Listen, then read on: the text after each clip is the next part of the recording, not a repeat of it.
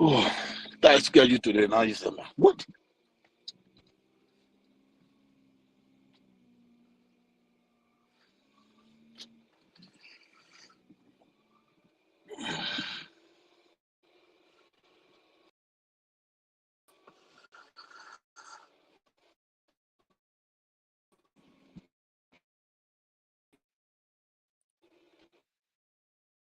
Can you hear me?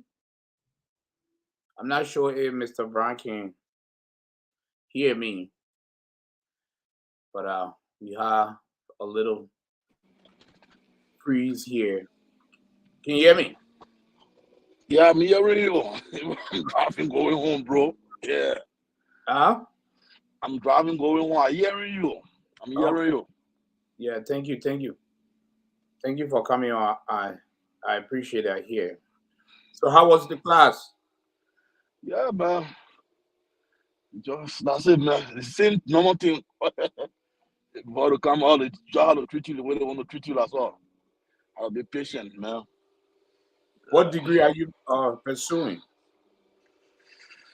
Pursuing law degree, man. That's good. Law degree. Keep it up. Go. Yeah. Keep it up. Keep it up. Yeah. All right. Well, thank you very much here. And I wanted to play some music. While I'm sharing this here, Yeah. I wanted to play some music while you're still driving home. Yeah. Yeah. Ooh. Cool, brother. I tell a lot of you. Yeah, it is. Very, very cool. Yeah. So thank you very much for tuning in. I appreciate that. Yeah. So we're gonna start within the next 5 minutes, okay? Yeah. So let me play some music in the background and kind of share this as well.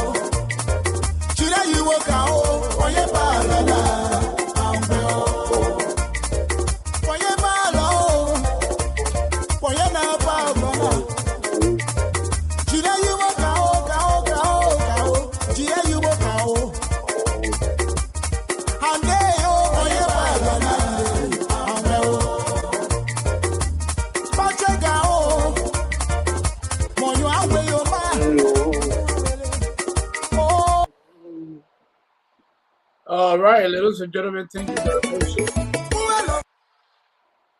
Thank you here. Welcome to the show here. Go ahead, help us share this here. Tonight we have a very special interview here with Mr. Othello Brown here. He's a member of the National Board of Directors here. One of the members of the National Board of Directors of GGAA. So welcome to Current Situation, GGAA Prime Time. We are on every Tuesday, 8 p.m. Central Time and 9 p.m. Eastern Time. We're starting a little late today, but due to our brother have to attend class, education is very important, so we will give him the benefit of the doubt. Yep, yep. Go ahead, share this here, and we're gonna have a 4 hour discussion here. Hopefully, some folks will join us here. Then we might extend the hours, but for now, we will set for an hour because we're running late here. So, welcome to the show. How you doing, sir? Yeah, I'm okay. Thank you for understanding my plight. You know, thank you for understanding it. Just how to do what we're supposed to do. That's the main thing. And we can't forgo it. Though we are all in the community, but you gotta develop your minds and develop yourself first. So it is what it is. But however, I'm happy to be on your show tonight, and let's go through the show. All right, thank you very much. Yeah, you are not no stranger on this. Well, this is your second time on the platform, but within the GGAA community, you are not no stranger here. A lot of people know you. You're a familiar face here, and also thank you yesterday for stopping by here to opine on some issues and to clarify some issue here. So let's go ahead for let's start with our intro here. Usually we'll start with our intro here since this is the official interview here. So for the benefit of our audience here, go ahead and tell us a little bit about yourself with regards to your state of residency, your professional background, and your title within GGA. Okay. My name is Othello Brown. Has always been. I'm from Grand GEDEH County, to be specific. I'm from a town called Selwyn, and I'm the former student leader at the University of Liberia, graduated in the year 2010. During my days in Liberia, the higher job I served was legal research analyst, and I came to the States, and I've been schooling throughout. And whatsoever been, you know, gaming, those are our achievements. We don't brag on it because only for us. We don't brag on it, but how we speak. Currently, I'm a paralegal. I work in the office of Bob McLean, law firm, and I study law with concentration on the Constitution. Yeah, so I'm Othello Brown again. And in the community, I'm the vice president for the Chain District Association in the Americas. And for my chapter, I am one of the board member elected to go serve my chapter on the national board. We are two board members that was elected, but I'm one of them elected my chapter to go on the national board to serve them. And I've been there serving my people. So, well, ladies and gentlemen, the issue of Grand GEDEH County is no strange thing to me. I served as the first youth president of Grand GEDEH County in 1997, the regime of former President Taylor. And what have you? So the name Othello Brown is not a strange name. People, homes and here, they know it. You know, but when it comes to the student community in Liberia, from 2026 to 2010, if you say MOB, everybody know me. I'm the one who call it MOB. Yeah, so I'm happy to never be on your show again. And we can go through the show. Thank you. Yeah. What's the MOB stands for? That's my full name. I'm MacArthur Othello Brown. Oh, okay. Yeah. MOB. So that's the Yeah. that's the that's Yeah, the but if you call me that name, then I know you know me from LU. Yeah, so we don't people in America just say Othello Brown or M yeah. Othello Brown. Yeah, but when you say MOB, then you from LU. Yeah, you part of soup. Yeah. All right. Well, thank you very much. Yeah, we appreciate that here. So yeah, thank you. I know you're driving here, and you participating in the interview here. We highly appreciate drive carefully and safely, Yeah. until you reach home and relax. And we are continuing to share the live segment here. So let's dive into the discussion here. Let's dive into the discussion, but let me put this up here. I just want to put this up here for the benefit of our audience here. So I just put this up here on the screen here. These are the chapters here that have paid that $300, and those some chapters are pretty much inactive. So now you are from the Rhode Island chapter. Am I correct? Correct. All right. So looking on the list here, your chapter is inactive, and you also filed a protest against some of the aspirants. And looking at your chapter inactive, so people are now saying that the protest you file is not legit because your chapter is pretty much delinquent, not currently active. How can IECOM pretty much adhere to your protest? Okay. Thank you, my brother. The first thing I'd like for people to know, when the Constitution talk about inactiveness, it doesn't mean if you read, I'm driving, Yeah. and you see me, I'm driving. I will not lie to you. I'm driving. If so, I'm going to open the Constitution and then you're going to read it. There's nothing in the Constitution that says, and honestly, that says if it is mandatory that all chapter pay that 300 setting fee. Yeah, but we have time to pay the 300 setting fee. That gives specific time. We have time the first physical day, the first day, the physical year, and it's in line with our constitution. So the setting fee we are talking about is not the coming convention. It was the last 2022 convention, 2022 convention in Missouri that our chapter did not go there. People from our chapter did not attend that convention, 2022. But we are under obligation, whether you attend or not, you should pay. So that because of it, make us inactive. But they were too hasty to use the word, you guys are inactive because we still have more time. We have up to May 6th. We have up to May 6th. We could even pay the money on the last day, on Friday. The mean agreed on Saturday morning. Most often we pay that money on Saturday morning. That's the time people pay the money, the last day to pay.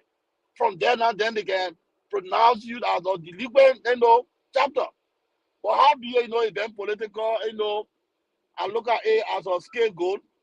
Like if you're drowning into the water and then you want to hold on anything that, you want to hold on to anything so that you both can drown. But I'm not going to give it credence because I know my chapter, we have more time and my president will pay the money. The chapter have money, the chapter will pay the money at the appropriate time when the president deems it necessary. So the issue of, at least I say if you don't pay your money, then you're not going to them, but they say you are inactive. Mine, and the second several thing is that looking at a board member and say, oh, the president wrote letter, say a chapter is inactive, so you're not attend board meeting. It's just a slap in the face also again because the board now, the board now is to become the tax collector for national administration. We said no. The board be tax collector now for them. We said no. That's not what the board constituted for. But how be it say such a time, such a condition? So we just live with such a time, such a condition. At the appropriate time, people who are well knowledgeable understand that the administration not give you listed. They mention the attend meeting, not pay chapter fee. They say, yeah, man, don't attend meeting. Because when somebody who is knowledgeable will say, no, if the man do not pay chapter fee, he have more time up to May 6th. He have more time. So anytime they can pay. And what we are talking, that's not the current year. But last year, Missouri money. So it is where it is. So for us, we But don't dare to argue with anybody. So they say we should not attend the meeting. So okay, no problem. Yeah. so And so for those who say, let me come in. our, Let me come in yeah, there. So, yeah, like you said, due to the inactiveness of your chapter, have not paid that 300, and they stopped you guys from attending the meeting. yeah. So and like you said, you have up to May, but filing a protest here from a chapter that is inactive, it raises the eyebrows that okay, it is. fine. It is good that you are a concerned citizen. You have the full right and the legal obligation to file your protest. But the same way they stopped you, they prevented you from attending the meeting because your chapter is not active. You don't think that rules apply to you filing a protest? A No, protest. let me tell you, my brother. Yeah. Let me tell you. If somebody just want to circumvent the constitution of the organization, you don't join them in a rabbit hole. You don't join them in the rabbit hole. I'm Because just some asking people, a question. yeah, listen, some people mind are made up. Do you know President called him board chairman and gave him, listen, Othello Brown? Chapter did not pay something. You can see the dark cloud over it. It was political motivated. It's been political motivated. They know within ourselves that we have up to May, all chapters in the USA are up to May 6th on Friday, on Saturday morning to pay that $300.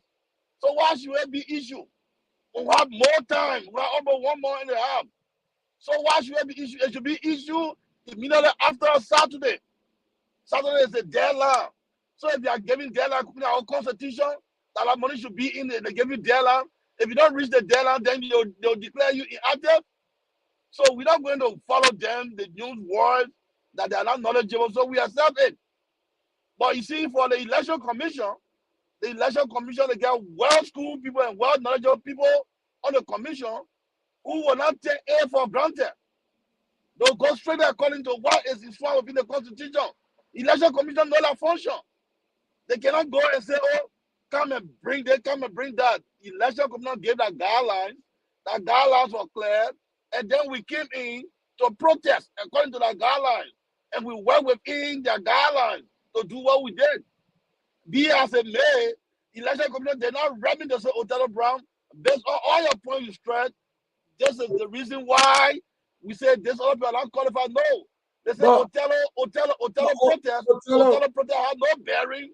Othello protest had no bearing on our decision. So I know when you get it clear. They said Othello protest had no bearing on our decision. Othello protest, it was just a wake-up call. So at least I have a compliment in. I had a wake-up call, saying it's a wake-up call. It had no bearing and no problem. Yeah, but Othello, this is what raising the eyebrows of other Grenadians. Okay, we understand that your protest is coming from a concerned Grenadians, which I too I don't have a problem with that. And I think that the organization concerned citizen needs to be speaking out and need to pretty much file legitimate protests and other stuff. This strengthens the organization. This is all about transparency and make sure the law is the law. The law should be abide by. But what are they saying here is this? Okay, this man is coming with this protest. All right, this man is coming with this issue, which is a good thing because why? It brings about legality. It brings about following the rules. The law has been enforced and implemented. But IECOM might not know that your chapter was not active or inactive. All they are seeing from you is they are seeing a protest. They are seeing a petition that has been filed by a concerned citizen that, can you guys pretty much look at these guys to see if they are qualified to even run? Okay, even though IECOM was going to carry on that process and do that homework, but your protest, what it did is spark, it stimulated a whole lot of noise. It's also make sure that IECOM was working speedily on this, and they went through it. But then people are like, okay, this man filed a protest, but looking how he filed a protest, and he could not even say reach out to the president of his chapter or I'm ranking official of a chapter to say, okay, I'm filing this protest that will pretty much shake, teams, that will pretty much bring about a lot of questioning, bring about a lot of concern. Why aren't you guys bringing this chapter up to date? Why are we still inactive? We know we get up to May, but come on, other chapters have paid. Why are we inactive? So people are like, okay, why will you come honor your protest you know, looking at your chapter is still inactive. Thank you, my brother. I said this, I could not say it. You know, you just need people who are curious, people who have intuitive minds to understand what I'm saying. I'm saying that the issue of delivering chapter is then political motivated. That's the word By I who? use. But the president who is drowning, he's drowning, so he want to drown alone. Anybody he can, if he think he can hold, he can hold Othello Brown. I'm a catfish. He can't hold me. He's drowning. So he won't hold anybody. You know, if you are drowning, they gave you hard iron to hold to save yourself. You'll do it. You're calling something to save yourself. But a hot iron. The issue there is that the deadline of payment. The deadline of payment in our constitution is the Saturday before the ball. Is the deadline. You understand? So I read deadline, then they say you active. So so how can you do that? Then you in what? America, okay, for example, let's say for example, No, the you come to Othello, America, then why they told you that you cannot participate if in the that's what I'm saying. That's what I'm saying. I say it's political motivated. It's political motivated. The president could not do what he did to the board chairman. He could not do it to any other Grenadian, any other knowledgeable Grenadian who understand what they call deadline. He can't do it to them. That's why there's somebody there is that you come to America on a visa. They give you 21 days. After the 21 days, that visa will be expired. And you go 15 days, they say your visa expired. That visa can be expired. They give you 21 days, which is 3 weeks. After 3 weeks, your visa expired. Now you wait 14 days. By the 7 more days, they say your visa expired. No, it not expired. You still have more time. You still have more time. That's why I say it's political money there. So I'm not going to dive into that. Mr. Jimote was drowning, so he needed to catch something. No, listen. The irony of the truth there is that he went and qualified chapter president. People contesting the election. He qualified them that they had no financial problem. They paid their dues and everything. After he signed a letter, wrote to the election commission, after a few days, when the issue was taken seriously, he came back to write to say, oh, those people then they know, some of them don't pay their chapter fee.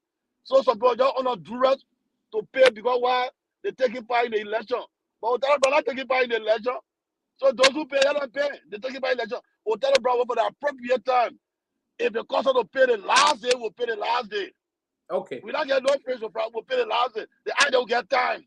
I said we'll get one more in some week. And I just said example on a visa business. Yeah, who is the president of the Rhode Island chapter? Oh, the president is Honorable Anthony Bayer going. Anthony Bayer going. So he's responsible. His leadership responsible to make that payment, right? So, correct. Okay. So let's move forward here. We will have some of our viewers who, they are tuning in here. Some of them will ask some questions. If they do here, we will go ahead and put the questions on the live screen. So, ladies and gentlemen, those that are tuning in, go ahead and share this segment here. This is an hour-and-a-half segment here with Mr. Othello Brown. And Mr. Othello Brown is a member of the National Board of Directors of GGAA GGAA Association in the Americas here. So we have a lot to discuss here. So let's move forward here. So Mr. Brown, what motivated you to what stimulated the whole filing of the protest? What sparked your attention for you to file this protest, and who all you filed this protest against? This is for the benefit of the audience. Okay, thank you, my brother. If you send your son to school to learn, and when he learn it, you will not be able to, tell a guy, you will not be able to, remote control him. GGAA County organization, the organization for the 1975. I stand to be corrected. Yeah. And there's nowhere from 75 up to 2022 that somebody will come and say, oh, protest against the other person. Even elections, when they announce the election result, the other person not happy. What are they cheat them? They'll say, happy, just forget it. They will always forget it. So we've been living in that kind of doctrine. Let's forget it, let's forget it, let's forget it. But there will come a time that somebody will stay and talk and say, hey, too much of let's forget it, not going anywhere. And you'll blow that alarm. And the issue that has to do with the President Djibouti is too glaring in the Constitution. Our Constitution is in black and white. It's in black and white. So if people will forget it, I cannot forget it on grounds that it's clear. And tomorrow, if I want to contest, I don't want someone coming after to circumvent the Constitution or to downplay the Constitution. Because if you win election, the first thing they do is they swear you in, and you say you are here to protect and defend the Constitution. So why can you defend the Constitution that you told oath to protect and defend? So those are the things that prompted me to come and protest. According to the guideline, a commission, an election commission, now anything that you can protest. Anybody who you feel that they're not qualified to contest, you can protest. If the election commission is not going to swear in our rules and regulations, I'm not going to do it because it's not that I'm a lawyer, but it's anything. Look, you think I could not attend the board meeting? I had my conference on the board. They gave me the conference number. But because the president came up verbally and then he did what he could do, I decided not to fight him. I decided to give him a long time. So no need to fight him. He can't do me anything. If Othello Brown was in the race, Othello Brown will be president, they say that's one thing it will be a deterrent to draw him back. They're talking about it. But not in the election. So as far as I'm concerned, my president, I don't know if he could pay tomorrow, he could pay that tomorrow, but I know we will pay on Saturday. So how many aspirants or individuals you filed this protest against? To my best of knowledge, yes. I filed protest against James Djibouti on grounds that if I having to go for the election again, it will be giving 6 years. And because you're not called for 6 years, we're not called for 4 years, highest. So it was James Djibouti. It was James Djibouti vice president. It was James Djibouti financial. Who is Mr. Djibouti vice president? He's in the money there with you. There's one human. I'm driving us all. Y'all call up, yeah. I didn't call a full name now yet, but he's one human from Des Moines. All right, let's put in on your screen here. All right, so we have Bruce Nima. Go ahead. Yeah, and then we have the treasurer, change with the treasurer. Yeah. Then now to Tayo. Mr. Tayo, if you getting me, I'm very sorry. Probably your name to pronounce it. Giving me a hard time. But Tayo, I can say Tayo. Yeah, Boti Tayo. I have a financial secretary. On my protest list, and for Mr. Gilmore, I have Mr. Gilmore and his vice president, along with a financial secretary. Right. Then for Madam Idepour, I have a vice president, vice president, and I have a financial secretary. I think there were nine expiring or 9 candidates. If I'll be exact, 9 candidates that filed protest against. And the good part I love, election commission continue to tell the people our decision is not based on Othello Brown protest. You understand? It's not based that they don't base that decision on my protest, but rather they said Othello Brown protest was a wake-up call. So I like it, and what I wanted to achieve. It will be a wake-up call. Let them know that they are in error. Let people know that we have somebody now who will speak that tomorrow, John Walsh, after this year, after 2020, after 2023, 2024, 2025, people are going to contest. They will examine themselves for people to get on anybody ticket or people to go and solo. So like you said, your protest was a wake-up call. Those IECOM did not make that decision based on your protest. Yeah, they continue to say their decision to deny the president was not based on my protest. But I like that. Yeah, I like that. It was a wake-up call. It was also a fast process, speedy process to them viewing the Constitution. And very good. And I achieved. I achieved. I achieved my objective.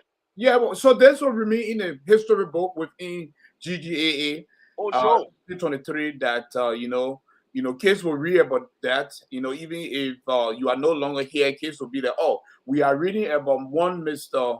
Othello Brown who filed a protest that changed everything and make these guys work faster.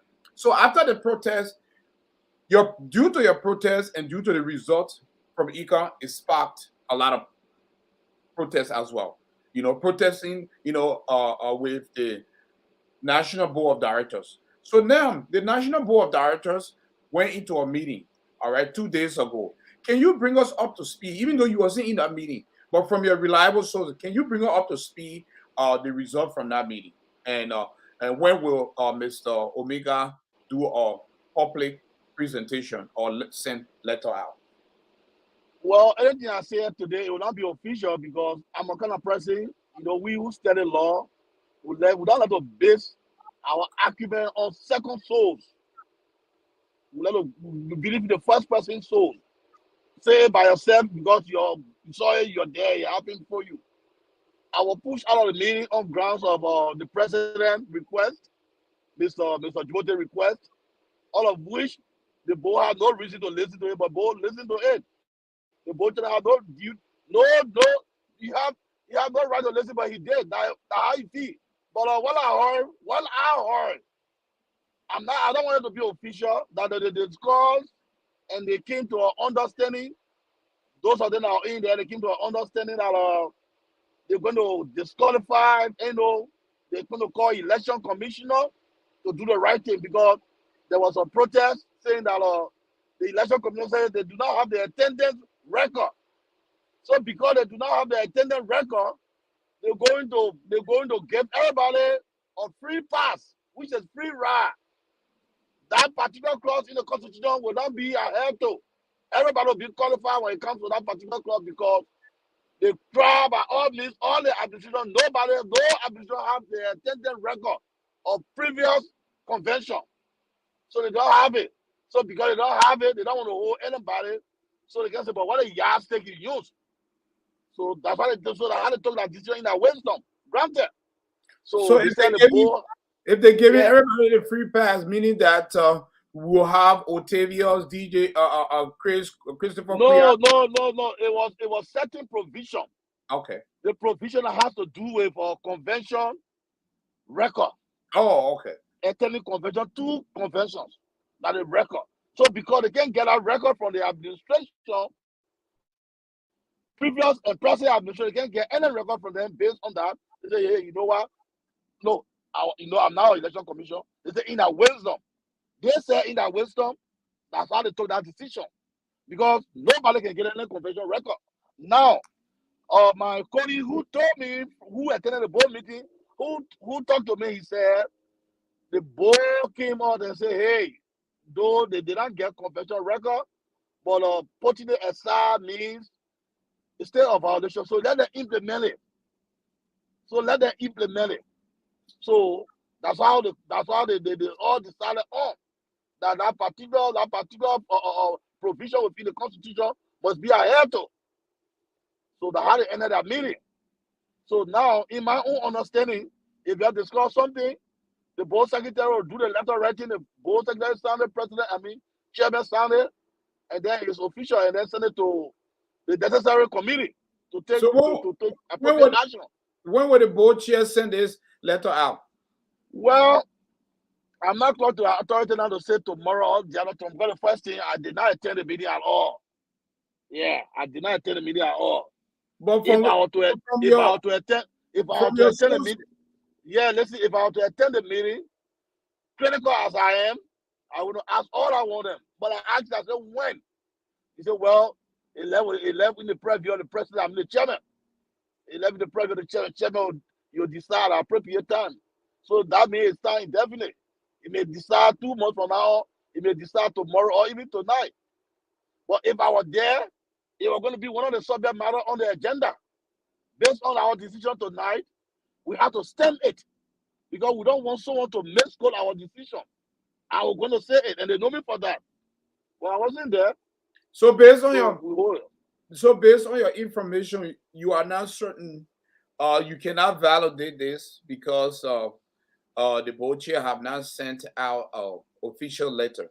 So, but based on your information and based on what you just stated, there is a possibility that Mr. Tire team is still moving forward. Am I correct? Yeah. In law, brother. Because What's you are a constitutionalist. Remember? yes, yeah, yeah. Listen, about say in law. Yeah. Whatsoever that is not done properly is not done at all. Now, that's a grapevine, so gossip in a grapevine. Okay. So if our tire boy and tire bear and tire, boaty tire, if our boaty tire are gonna allow sleepy dog to lie, do what I'm doing, and when the serial will read me. Okay. If our So, boaty tire are Mr. gonna be doing Brown, because election commission say those who they did not disqualify should go on to campaign. So if our tire by Mr. Tire, I'm gonna Boti continue. Tayo. Boaty tire. I'm Yeah. gonna continue. I'm gonna continue my campaigning process and be campaigning. Yeah, because So Mr. Tayo who have the not cafe? any Who the official cafe? letter. Last So night, his VP, Mr. Dow Camara, attempted to come on here, but due to a technical issue, he was unable. So we just sent him an invitation now. If he wants to come on, he can come on right now. So we just sent him the link as well, and still awaiting response from him. So moving forward here, Mr. Brown, can you hear me? All right, Mr. Brown, can, can you hear me? I'm hearing you. I'm hearing you. Yeah, yeah, yeah. I'm hearing you. I'm hearing you. What is the current beef, or if you do have current beef with Mr. Omega Kala, that you're not calling him, reaching out to him to ask him, say, Chair, can you please give me report? Even though you went to the other source that participated in the meeting, do you have a beef for him right now? You have any concern with the board chair?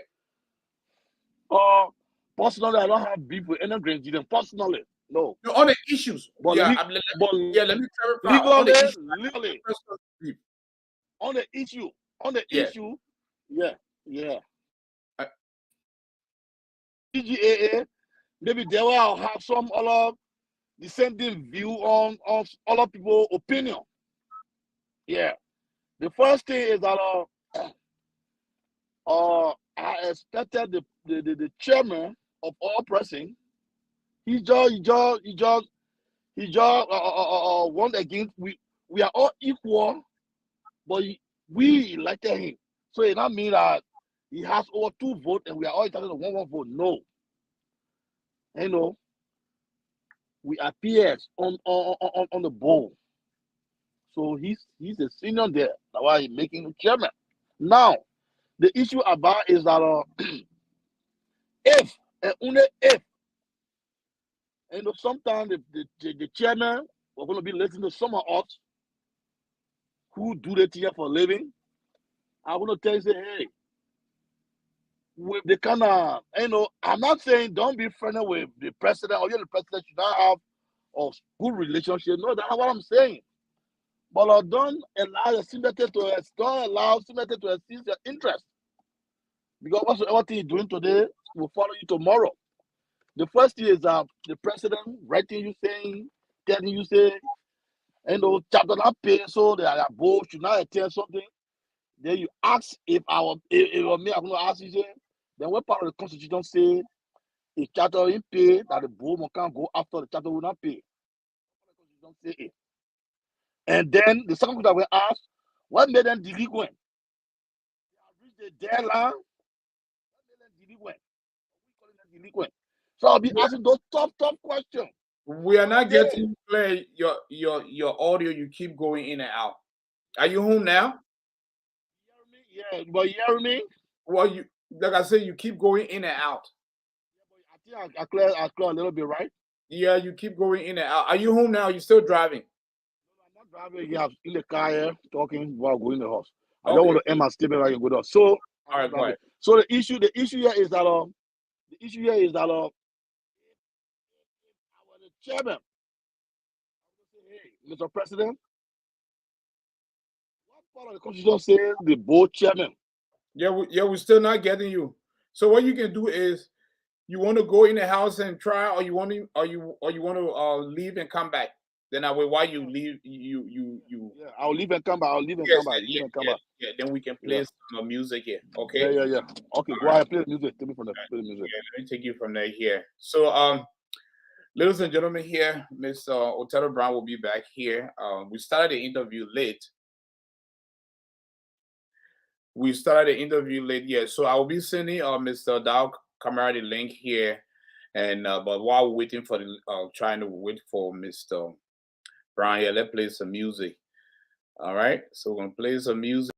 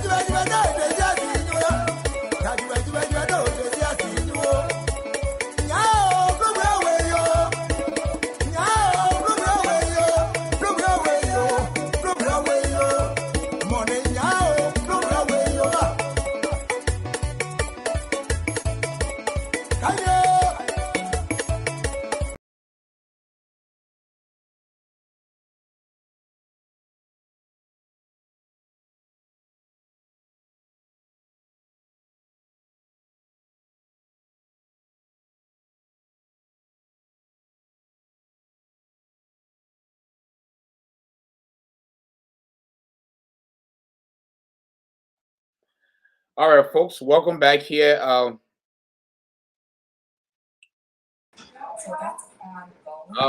Kamara, can you hear me? Yeah, hello. You hearing me? Yes, yeah. So did you try that? You copy and paste into the Safari link, right? Yeah, I did. Yeah, it's faster. And also here, I just want to tell our other viewers here, Tally Jelly, if you want to come on here, I went ahead and sent you the link in your DM, your Facebook Messenger. So copy and paste in the Safari link, and it will bring you on very easy, fast. Yeah. So we will also, ladies and gentlemen, right now we are being joined by Mr. Dow Kamar, and we will also we are expecting Mr. Othello Brown to come back here. He just arrived home and getting situated in his office home. So yeah, so we'll be expecting him shortly. So welcome here, sir, and thank you. I know last night you tried to come on here, but we're having some technical issue here. So, Yeah. ladies and gentlemen, those that just joining us, those that were watching, go ahead and share this link here. We have important discussion going on here. We have somebody is calling me here. Hang on there, Mr. Kamara. Let me see. Uh, hello. Oh, all right. Let me send you the link again in your inbox. Okay. Okay. So that was Mr. Brown. Yeah, he's still requesting for the link. Let me go ahead and play some music and send you this link here.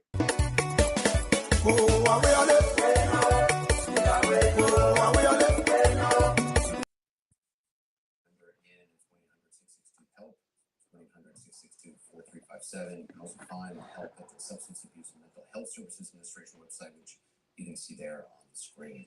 Thanks to all our guests tonight. The news continues here on CNN. So, Mr. Kamara, how are you? How you been doing? How's everything going? Can't complain, man. We got to go push the hour and come back, man. We got families and other things to take care of, brother. We still remain optimistic, man, as people, man. We're living, yeah. Okay, thank you. So are you currently at work or you at home? Oh, I'm at home.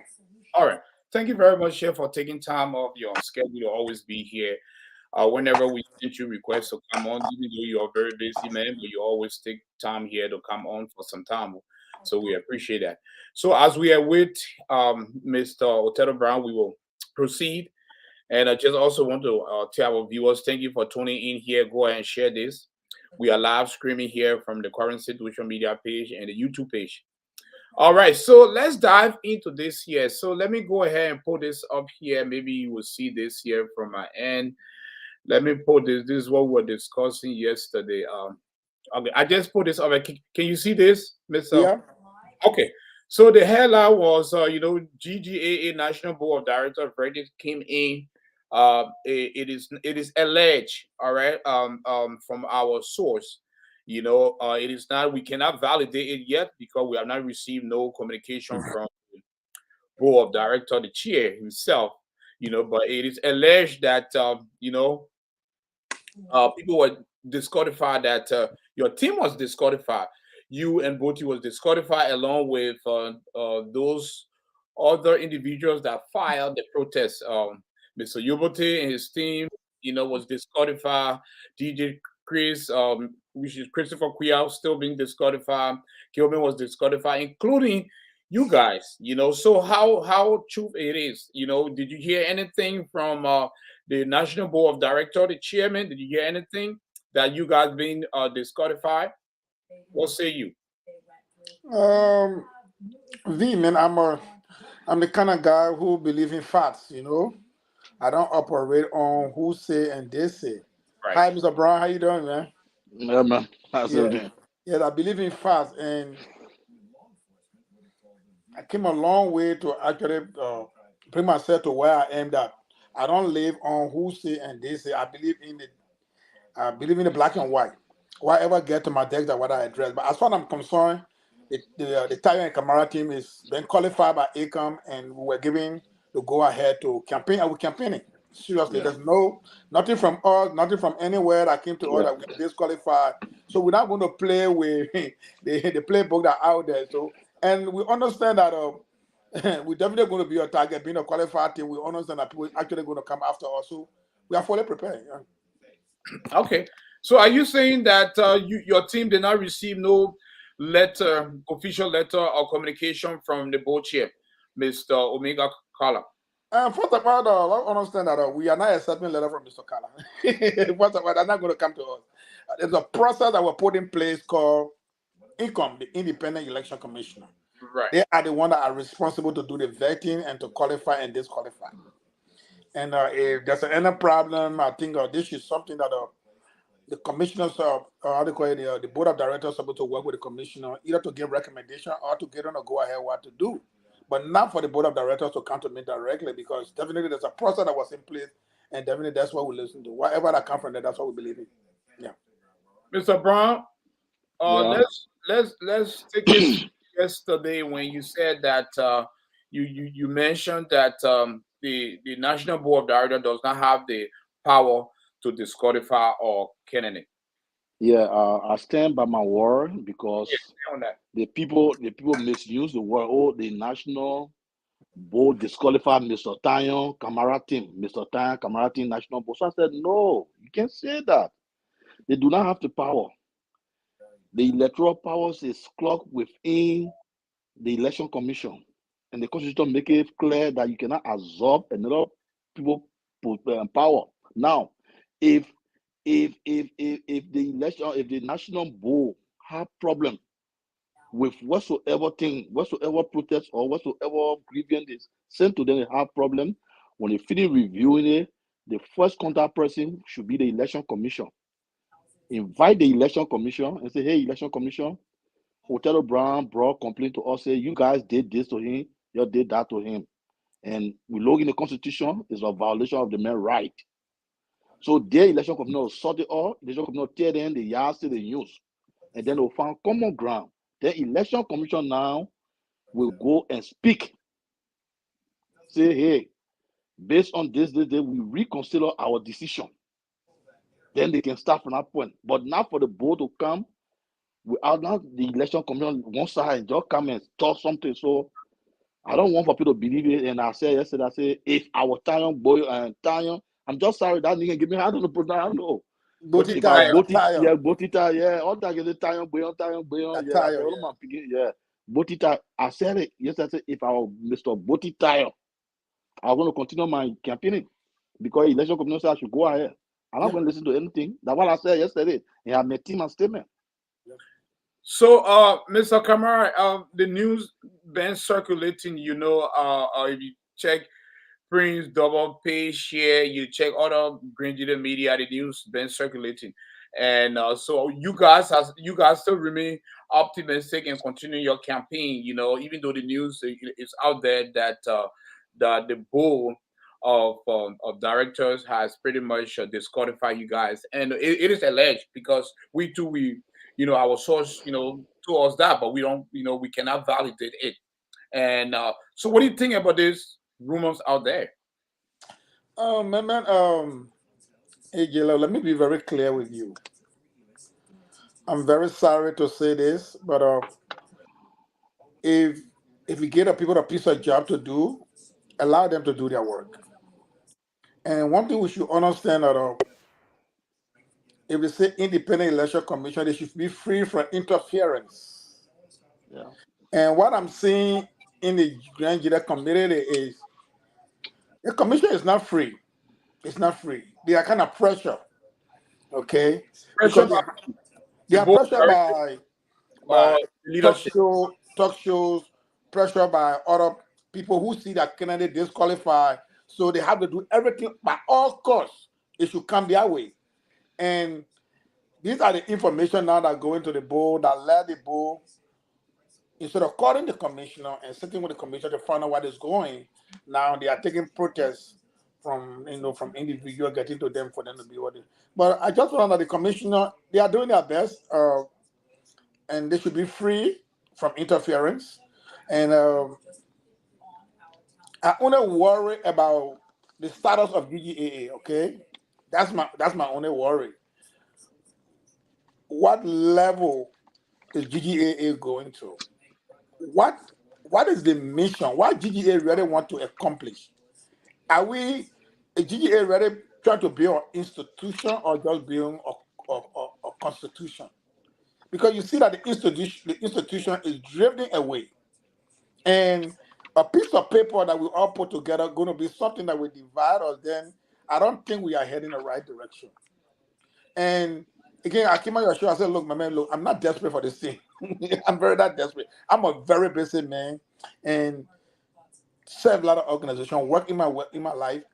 And I think I should contribute to the organization when there's a need be. But we shouldn't be in a place where the organization is struggling and then we should add more stress to the organization.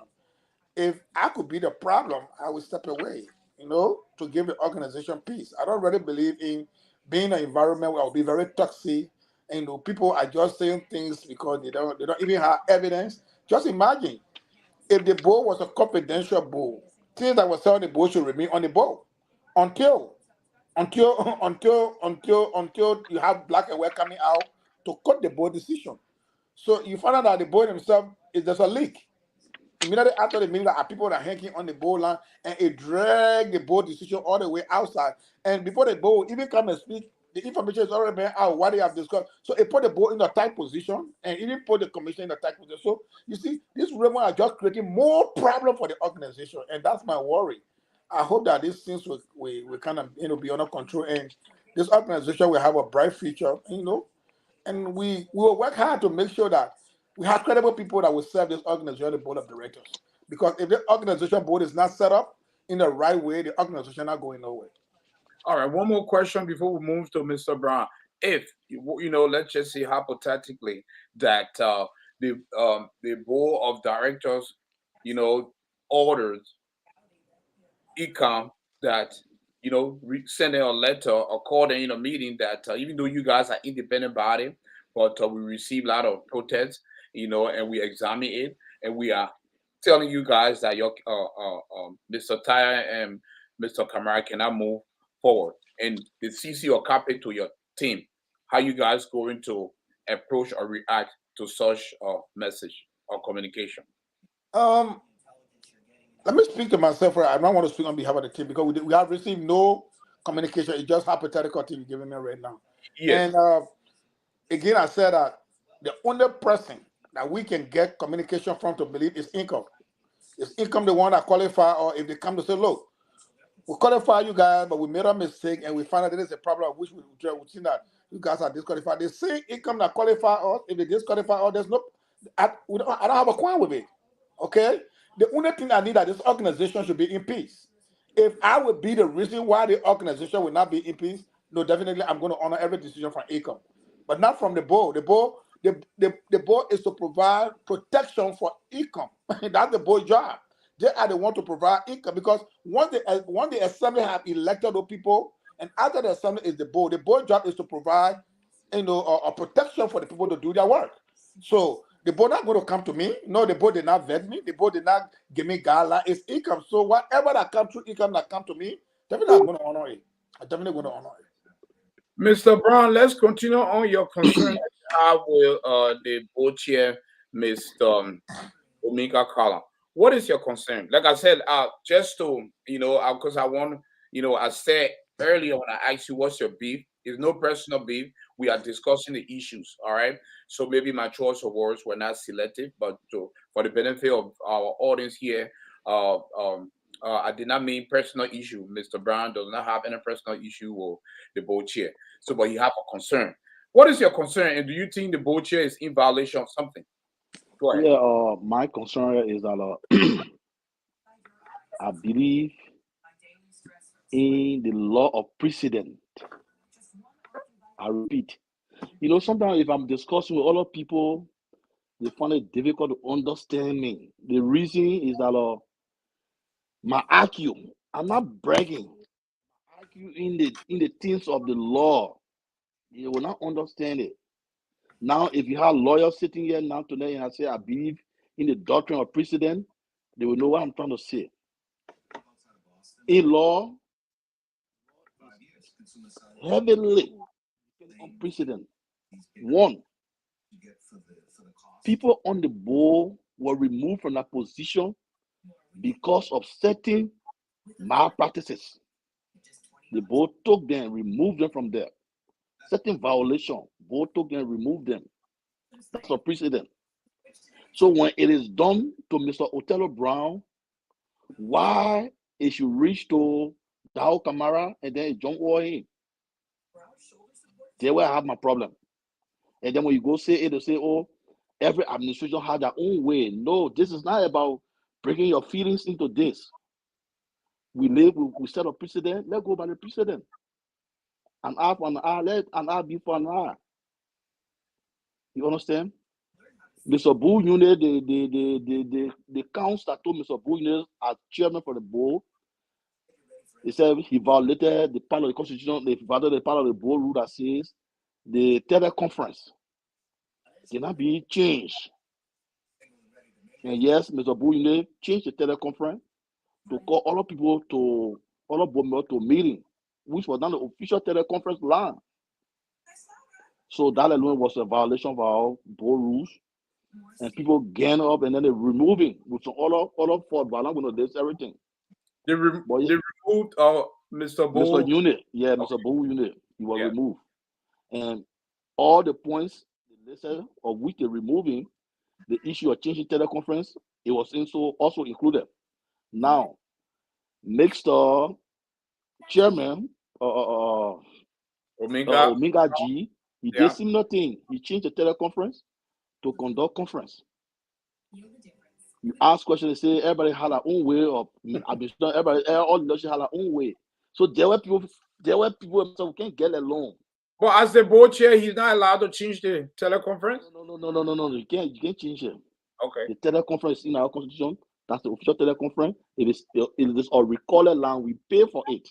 Oh, okay. So that tomorrow we'll have any dispute, we can replay it, and then whatsoever we discuss, who said this, who said that, can be replayed. 15 years from now on, you can replay and who said this, who said that. So why did he change it? Well, he changed it to reason best known to himself. You understand? But that's a violation. Yesterday it was a violation. And we apprehended, we dealt with Mr. Unit. But today, someone saying all administration had their own way of operating. That one. Two, the bowl and no policemen for or it's not an implementer of police and no brutality or whatsoever for the administration. Right. But Mr. James Djibouti, because of his proximity, because of his connection with the board chairman, he wrote the board chairman, told the board chairman, say, you know what happened? Othello Brown chapter did not pay, so they ain't be denied. And there you go and carry on. That's a violation. So he was taking direct order from the president, denying that you denying people you cannot have access to the meeting. It is not within our constitution that the board now must be collecting $300 chapter fee that board must collect it. No. Two, the word they use inactive. How can someone be inactive when they still have time? You came to America on a visiting visa, for example. They gave you 3 weeks country, or else after 3 weeks, your visa will be expired. You spend 14 days, balance 7 more days, then your visa expire. Would they say your visa expire? No. We have all chapters that are paid at $200. The $300 is for Missouri Convention. You have up to what? The 6th. Your money. Saturday morning, we'll go for that convention, we'll go for the money convention. That's time you will pay. After that day, after that particular time, if you not pay, then down they can say you are delinquent. But we have almost 1 month and few weeks to election. 1 month, few weeks, and then they say if you not pay, they are delinquent. So what made them delinquent now? They still have time in our favor. So we say we're political motivated. That thing you can't do it to election commission because the election commission, they have scholars, they have well-learned people. They don't get people who can just pull by their nose. No, they have people of real good understanding. If our board chairman, you bring that kind of leader to me, I'll ask you 2 questions. So what part of the constitution that says that the board chairman can stop people or can say they pay that company, they must go pay? What part of the constitution say it? Then you show me it.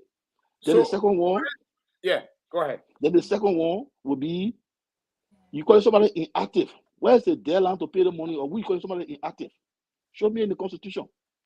Your team don't talk about the issue will be the constitution. Just show me, man. Me, I know it. Show me the power place there. Now all is that your duty. And when they can't show it, but because of political reason, somebody drowning in the water, and you want to hold somebody to here, they can drown. Now I can bring all the things in. But thank God, Othello Brown in the race, so I'm not worrying what is, so I will speak. All right. We will come back to you here. So, Mr. Kamara, I have this question here, and I also have a follow-up.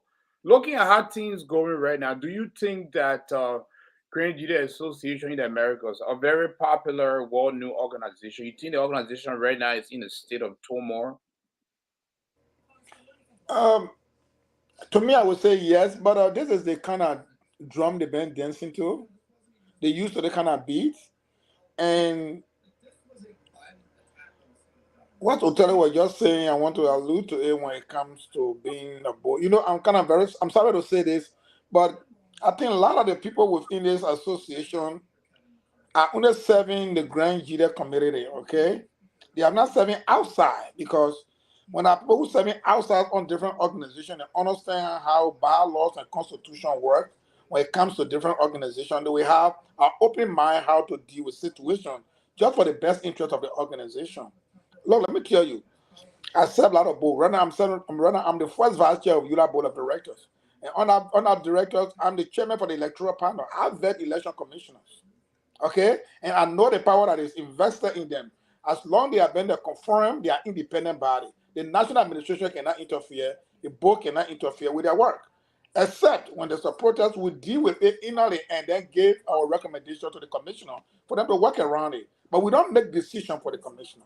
But Okay? suppose let me stop you there. I know they are independent, but while doing a job, somebody make a decision or do something that violates their own policy. Who pretty much will be able to discipline it, or who will that candidate or that person carry complaint to in order to go and do investigation on them? You file a protest to the election commissioner, and the election commissioner did not treat you well, you send it to the board. Or you send it to the board. Send it to the board. But the board job here is not to make decision on protest. You recommend to the commissioner as per the constitution. Your job is to interpret the constitution right to the commissioner for them to understand. But where you put a commissioner in the real leg, you dictating to them, then it becomes interference. Because a lot of Excuse. look, this is what happened. I think look at social so this, look at social so this is our interpretation because the board are responsible to interpret the constitution. That's their Right. job. That's oversight. They cover oversight. But understand too that this body they call IECOM, they are independent body. So although they are ad hoc committee, but they have independent power. So if you are there to protect them and when people complain to them, give them an answer that they will be able, give them a tool that will be able to work with. But don't make yourself like you are in the power of deciding who qualify or who not qualify. Because if you're doing that, then you're taking the power away from them. Then if you're taking the power away from them, where would they stand for them to even speak to people who are candidates that are going through the election? Where would they stand? Yeah, Mr. Kamara, to buttress what you just said is that in law, there's a word they call due diligence. Due diligence is a legal maxim Yeah. law that all Commonwealth country subscribe to the doctrine of jurisprudence. They subscribe to country like Liberia, they are Commonwealth country, country like America, like the same thing. They all subscribe to due diligence. And due diligence says if you give you the time to meet your accuser, due diligence. That let them be giving time to meet your accuser. Somebody sat in that room and wrote saying he versed a certain procedure. You only read the man's letter and you're taking decision. Thank you. Is that decision informed? What is the yardstick of that decision? Then when I'm speaking to Othello Brown, he's a board member. You always differ. I will differ because I'm a law-abiding citizen. Oh man, I learn my thing and I'm not going to take side because why? That my mom or my part. No, I'll do the right thing. The right thing the board should have done. That's why I say they don't like to see smart people around them because they feel scary. The right thing you should have done is that if someone protests to you, good, you look into it, and then you call the next party. Say, I got a letter from XYZ. He said, you did that this, you did that, you did that this. What happened? They will explain to you, then when they explain, say, oh, okay, you know what happened? You err. You're supposed to do that, you're supposed to do that this. So we can fix it. I can fix it. Go and fix it. You see, I have to run administration and I have to that how due diligence works. But when Othello Brown saying it, they say, oh, they've been a boy, you can't back a friend, boy, no other. No. The last society that if you wrong, you're wrong. You're right, you're right. Hey, you understand? So that's it, my brother. So To what Brother Othello is saying is, you see, when it comes to bylaw and constitution, even in a not-for-profit, you got to be careful. You got to be very careful because An organization like a non-profit is different from a for-profit, or even different from a government and a county. These are different institutions. That's how they play in the institution when you got to understand the you know. It is in Grand GDEH Association. I came and I found out that a board chair is a dictator. Remember, look, I served on the board of directors. A chairman is a person who presides. You are a facilitator. A chairman is not a decision maker. Even you don't have a vote. Your vote only coming when there's a tie. Okay? So you are only there to moderate, facilitate, and guide the agenda and allow people to make informed decisions. That's the role of the chairman. The chairman is not an all-powerful person. But I don't know, in another for profit, they have created the monster where if you become chairman, you become that kind of independent person who have all the power in your hand. No, I no, don't know no, they where it don't comes know. from. Excuse me. So let me come in No, here. no, you're coming. All right, You're go ahead. coming, but I don't want to Mr. Kamara. Mr. Kamara, the way you say it, how it look, but you know what happened? If you are not knowledgeable of something, Yeah. then you know what you're doing. I will give you 2 examples today. Your administration, someone go to you for clearance, financial clearance. You get them clearance. You write letter, you get them clearance. Oh, the person pay all the financial, may pay everything. After 2-3 days, you come back and say, oh, chapter not pay. When you're giving the man clearing, what were you thinking about? What was your due diligence? You now look at the constitution. This is the constitution. It's in Grand GGAA Constitution, Article 5, Section 3B. Article 5, Section 3B says the board shall serve as check and balance. Yeah. Power of the national administration and shall not, that you serve as check and balance to the power of the national and shall not assume any other function dedicated to any of the other constituted body. You know, here it still. That's what you do here. That's why you stay here. And that's why. You understand? Yeah, that's why So they say you serve as check and balance yeah to the national administration, and you should not absorb, which means you should not take away other party, any other body, position, that power. Don't take away it, absorb it and use it. That's So why yesterday when I was talking, I said the board should recommend to the election commission. Call the election commission and make a recommendation. Say after we look at it, the law is the law. Then applicants say, but you can leave election commission all the way in Togo. Then you go Lofa County and start giving results. No. So, Mr. Brown, how knowledgeable are you on this GGAA Constitution? Have you read it over and over to the tip of your fingers, and how many pages? And do you think that most other board members, your colleagues, they are not familiar with this Constitution, including my point here, brother, I would never condescend on anybody. People can read, but reading that one thing, comprehension that another thing. Right. You understand? Yeah. Now, if people are just reading, then no need people go to school to be specialized in constitution. Yeah. But they get school for it. You can go to school and be specialized in constitutional affairs. You can go to school and be specialized in criminal affairs. You can go to school and be specialized in civil matters. But even they're not for profit. They're not for profit. You have to specialize in it. You understand? So if you are specialized in certain field, they give you the edge. That your brain can be open, you can say something. But some people take it, they just read blah blah blah, no understanding, because you don't get the first rudimentary, you don't get it. So I'm not bragging.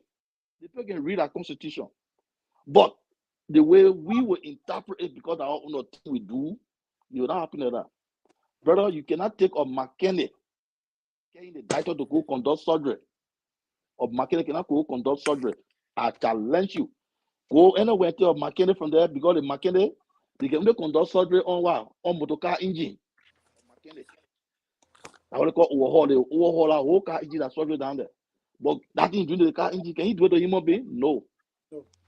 So that is so it left with them, the way they read and interpret it, it left with them. I can't condescend on anybody say, oh, they don't know it, I don't know it, no, we all know it. But understanding different from comprehension. Thank you, Mr. Kamara. Now you guys are actively campaigning. We in the month of March, April, May. So the election is the national convention or the national election convention is 2 months away in the great city of Des Moines, Iowa. Um, your standard bearer is a Iowa. He's a resident or very popular resident of Des Moines, Iowa. Now, we are not seeing the momentum of the convention in the city. I'm from Des Moines, Iowa. What we see is a whole lot of commotion going on, protests being filed, protests being refiled, and communication a lot on different platforms. So, but we're not seeing the momentum, of even the campaign going on in different states, in Des Moines, Iowa. So, lay the premise here. How are the Boti Kamara team, preparing for this, big election, and how can you guys rejuvenate the momentum? When I mean how you guys the organization, how can they rejuvenate the momentum of we are gearing up for Iowa? Because number one, there's no hall being booked. Number two, there's no publicity. We understand Grand Judah don't do a lot of publicity. They do a lot of word of mouth, which everybody is aware of the convention. But there's a lot of things that are not being done in Iowa right now. With regards to getting ready for this national election convention. Your thoughts? I think there is an administrative issue. There's an administrative issue. Being an administrator of this organization, what they call president, I call the executive director, you have to learn something called you have to multitask. Okay? You got to understand that it's an election year and you have a full responsibility that there is the largest gathering of the Grenadians. Yes. So this part should be protected, different from your personal interest of running as a candidate. But being a candidate, you are still the sitting president of this organization, and per the Constitution, you are responsible to actually lead the organization to election. So everything that based on election, the gathering of the people, the hall, the everything, you are still responsible. That's why you are candidate, but that is your full responsibility. So if you see that there is no momentum, definitely within the with the committee that's supposed to do the work, it based from the top. Either the president attention is not ready there, he focused on something else, or something is taking away his time, and he's not giving more time into this because he part of the electoral process. And I think the people that wrote the constitution were very smart. That's why they said that if you serve 4 years, don't worry about it. Focus on gathering the election and making sure that people go. If the president was not actually in the race, I think he was going to do a better job than being in the campaign. So there's two things happening with him right now. He's focusing either he will be qualified to run and how to put his team together. At the same time, he has the responsibility to make sure that the people gather in Iowa and make sure that they have this convention and they have this election. Now he's been caught between. So if you see the momentum is not going, it's administrative problem. They definitely not focusing on their responsibility. That's a responsibility given to them. There's nothing. The point never get the result. They say, oh, you should run. No, that's not their job. The job is you should conduct the affair of the organization and make sure that you take us to election. And when we get to election year, you have to turn over to the board for the board to preside because it's an election year. So I think the error is from the administration. They are actually not putting in more time to actually give the people the credibility. Oh look, we're going to have the election. We are prepared. First of all, you have to be giving updates. You see, rather they talk show, they are not giving updates. No update on where is the hall, where is the nothing, no flyer, nothing is going on. Everything is about election, protest. They got caught up with it, and that is where the board supposed to come in, bring the administration to look. This is a larger gathering we're going to, and we expect you to do A, Y, and Z because you are the oversight person. We rather not getting the momentum. We're not seeing this. What is happening? Is there no funding, or is there anything that is missing that you need the board to help you? Because the board job is to actually help the administration to succeed. Whenever the administration fails, the board fails. That's what our people don't understand. I don't see people serving on the board and they want the administration to fail. If the administration fail, you do not do a good job. Just because you don't have the oversight over the board, you are not giving them the support. You're not giving the administration the support for them to succeed. And I think that's what the problem is. The coordination is not there. The run of the coordination is not there. Everything is focused around election, and it's really not supposed to be that way. Yeah. Mr. Brown, your thought, the same question here. You know, based on the momentum of this event here, it have changed direction. You know, I live in the state of Iowa. You know, and I'm a promoter in the state. Usually, 2 months, 3 months from a national convention, you have youth, graduate youth in the diaspora talking about, oh, we're gearing up for Iowa, but you are not hearing it. All you're hearing right now is too much commotion going on here. People filing protests, people refiling protests. We are waiting for a decision from board of directors.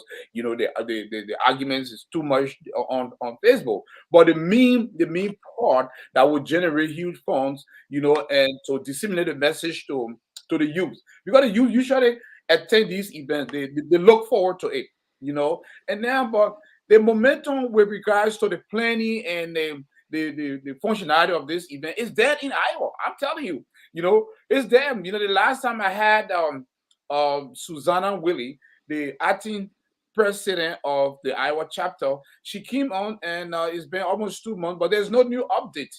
You know, so what is going on, Mr. Brown? You know, who to blame? You know, and how can this momentum be rejuvenated? Thank you, my brother and friend. As I know, I remain one of the fearless talkers in the community. When I was a student leader, I spoke with presidents. I was fearless. People know me. They know Othello Brown. I don't worry what people. I say what I want to say and I finish. Look, let's call a spade a spade. Iowa is the yolk. Egg. There's no momentum in Iowa. Are you saying there will be momentum in Rhode Island for the convention? If Iowa, who is the host, no momentum of this coming convention there, then in Rhode Island you see it, or like in Cleveland you see it, the answer is big no. And you understand? When Iowa is getting on with the season density, then we will start booking our hotels and everything. Then we will come into, we know. But let me tell you, I don't want to say the reason there, if look, Gene Dopo sang of music. Gene Dopo. Now, Papa taught me literature before at the University of Liberia. He taught me literature. In music, he said, if you want to know the true color of a man, It's power, yeah. If you want to know the true color, don't see Othello Brown wear red and put black there this year, that man. He could bend. No. Give me power, you know my true color. Yeah. Power unveil people true color. True color, yeah. I agree with you, Honorable. That's what Jane Dubo said. Look, all the president, past president, they will always say the GGAA no pay. He said, we're not getting paid, we can't even no money, nothing, we're just working. You're not getting paid. Where you dying for the thing? Where you dying for the job? Say no pay inside now. Say you working on pro bono affair. To be president every time they pay for. Then when you can job me 4 days, job me you take it, that person get it. But no, they know where inside it. We who know power, explain it, then I want us to talk. No, Mr. Gene Jubote get the momentum. He said administration, but me I say Mr. Gene Jubote. He get the momentum. The president, he alone, he get the momentum of the convention here. Number one, he alone is the treasurer, the cash out manager, vice president, the secretary, the treasurer, everything. He alone, you want me for you. But why he's not sharing the task? He's pository. That's what we are saying. Yeah, Mr. Brown, your audio is keep going in and out. Can you try to fix it? Yeah, I think you're getting me. Are you hearing Mr. Brown? Yes. Sometimes he go low, but at least he came close to it. I came close to it. I think you hear me. So you see, that's the issue. Okay. Well, how many person will be like Othello Brown in the community to look in someone's face and speak? How Thank many you. person be the Othello Brown? How many person? Not that they're not there, but other people will say, no, me, I don't want to, blah, blah, blah, blah, blah. But if I'm saying the right thing, I speak my mind. You understand? Some of the things that are the work of the president. Why should you be shooting yourself in the legs? Secretary was given the power to do letter and then sign your signature, put it there. You yourself took your signature stamp and give it to the secretary. Say if you do the communication, just stamp it and send it. The secretary look at the letter, did it, put your signature, they say, I know I approve for it. But those are the things that happen in the community. People can see, they can talk about. But when our friends did it, people who did it in the past, they were standing all in a mojo. Who did it in the past. But now in a shoe, they are silent. And we Okay, say no. let's move forward here. I mean, we are still optimistic that this upcoming national convention, election convention, will be a success. Yeah. You know, because this is the largest gathering of Grenadians, usually around conventions, and it raised a lot of money, up to 50, 60,000. This is something that a lot of Grenadians in the diaspora usually start talking about the convention, like maybe 3-4 months ahead of time. They're gearing all the purchasing a ticket, and the whole state is warming up. The whole state is blasting in from new information, but we're not seeing it demand. It's very But now there's little public that they talk to the various hotels then that we who yes. coming so we can get discount, be booking our hotel. For me, I don't even book hotel yet. I have not seen any, official flyer. I mean, I'm a graphic designer. Nobody has reached out to me. I continue to check with Susanna Whaley. The whole should have been booked by now. It's Grand GDA National, election convention. It's not a small event. This is the event I'm going to raise over maybe 60 to close to 70,000, and security wise have to already been discussed. Maybe performances and yeah. I mean, the momentum is supposed to be actively right now, very active, but we are not seeing it, but we'll continue to, talk about it. We'll continue to make calls to Susanna, Willie, and the planning committees. So Mr. Kamara, now, since you guys have not received no official communication from the board of directors, neither IECOM, you guys were given a green light from the election commissioner. So, looking at all the chapters, how are your team carrying on that campaign? How many states you guys have, already visited? How you guys gonna do your presentation door to door in Des Moines, Iowa? What is your focus state? How you guys are reaching out to the youth, based on your platform. Um, right now, I would we're gonna have people coming from outside. We have a team in Kentucky. We have a team in New York. We have a team in Maryland. Uh, we're kind of a little bit struggling to have a team in Philadelphia, but we got support in Philadelphia, and we have a team in Arizona. And but our main focus is Iowa because that's where the election going, and we have a team that actually doing. For election is numbered. V. It's not talking. It's the number at the end of the day. It's the number that going to actually counts. It's not. It's not how many persons sit on the talk show. No, it's the result will come from numbers. So we got our team on the ground, making sure that we know we're doing our massive research and getting our people on board, reaching out to the youth and we got North Dakota, we got South Dakota, we got the surrounding of Iowa. So our team is all in the area identifying our voters and make sure that we get them registered on the membership list. What is the difference between your team and the ED team? And the reason I'm asking this question, your stand-up bearer, Mr. Botitaya, once worked as the chief campaign strategist for IDEPOA. Am I correct? Yes. Yes. All right. So he won't, endorse her, he supported her. And now, if this race end up between the poor, I would still say the poor because I don't know her VP yet. The poor and the tire slash camera team. What would be the difference in disseminating your message to voters and also doing debate? How will you guys differentiate you know, because looking at the relationship Tayo once had with Madam Poa? I can support you and until you say, I think I'll make a decision today. Not because I support you, I can make a decision. And no.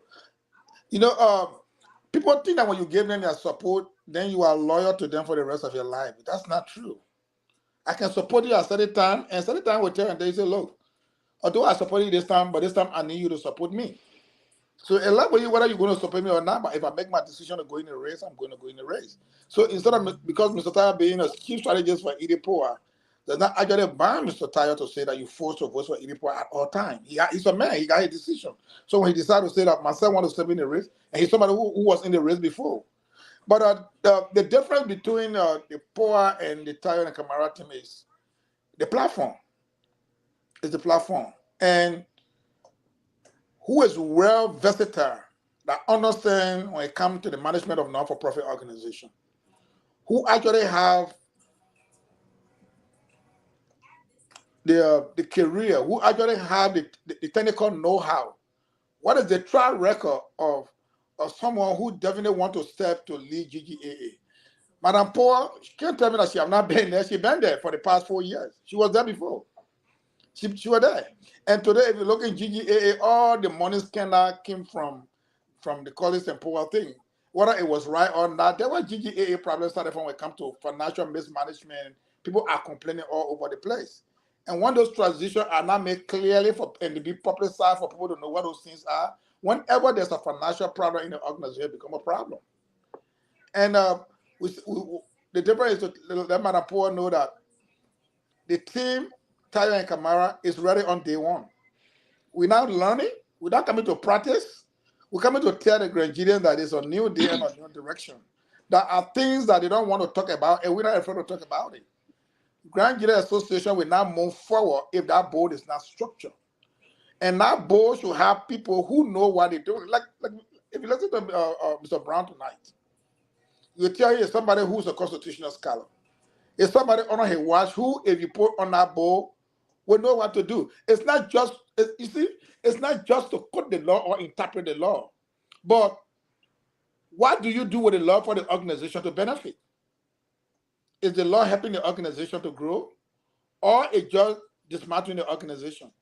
Sometimes people only quote the law when there's a problem, but they can never quote the law where the benefit is. And we need people, 9 board members, who understand what it means to hold a board of directors, who understand what it means to provide oversight, who understand that the board have a legal right to provide funding to this organization, who understand that the board have an oversight responsibility based on how it supports the administration and the organization. Not just to say when there's a problem that a board step in. No, the board should work beyond problems. The board should be a problem solver. A board should be a place where they understand what it means for the organization to succeed. The board should have a strategic plan, not just on the convention. The board should go to work and have a strategic plan on the mission and the vision for the organization for 3 years to come. Not just when there's a problem, people go to the board like a coach. You're not a coach. You are there to oversee a not-for-profit organization. You are there to help the administration and the executive director to build a revenue stream for this organization to succeed. We have an organization that is suffering financially. The need of the organization is big. It's just big. It's populated because it's a membership. But financially and organizationally and by structure, it's not there. And we need people to come in to help to put it together. We have to say, look, enough is enough. Let us move from 44 board members to 9 board members.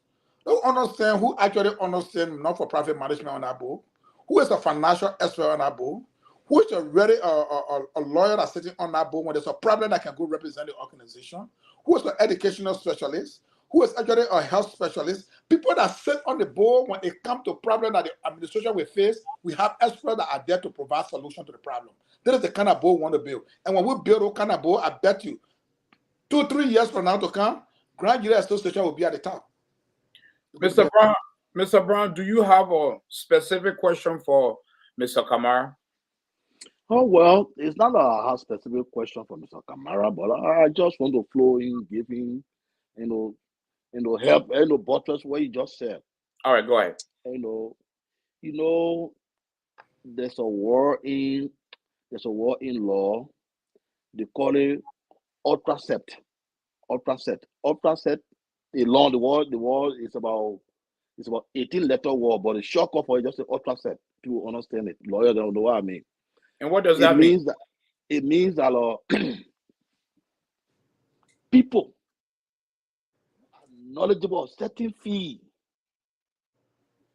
They are the only one who can make expert opinion, who can give expert opinion.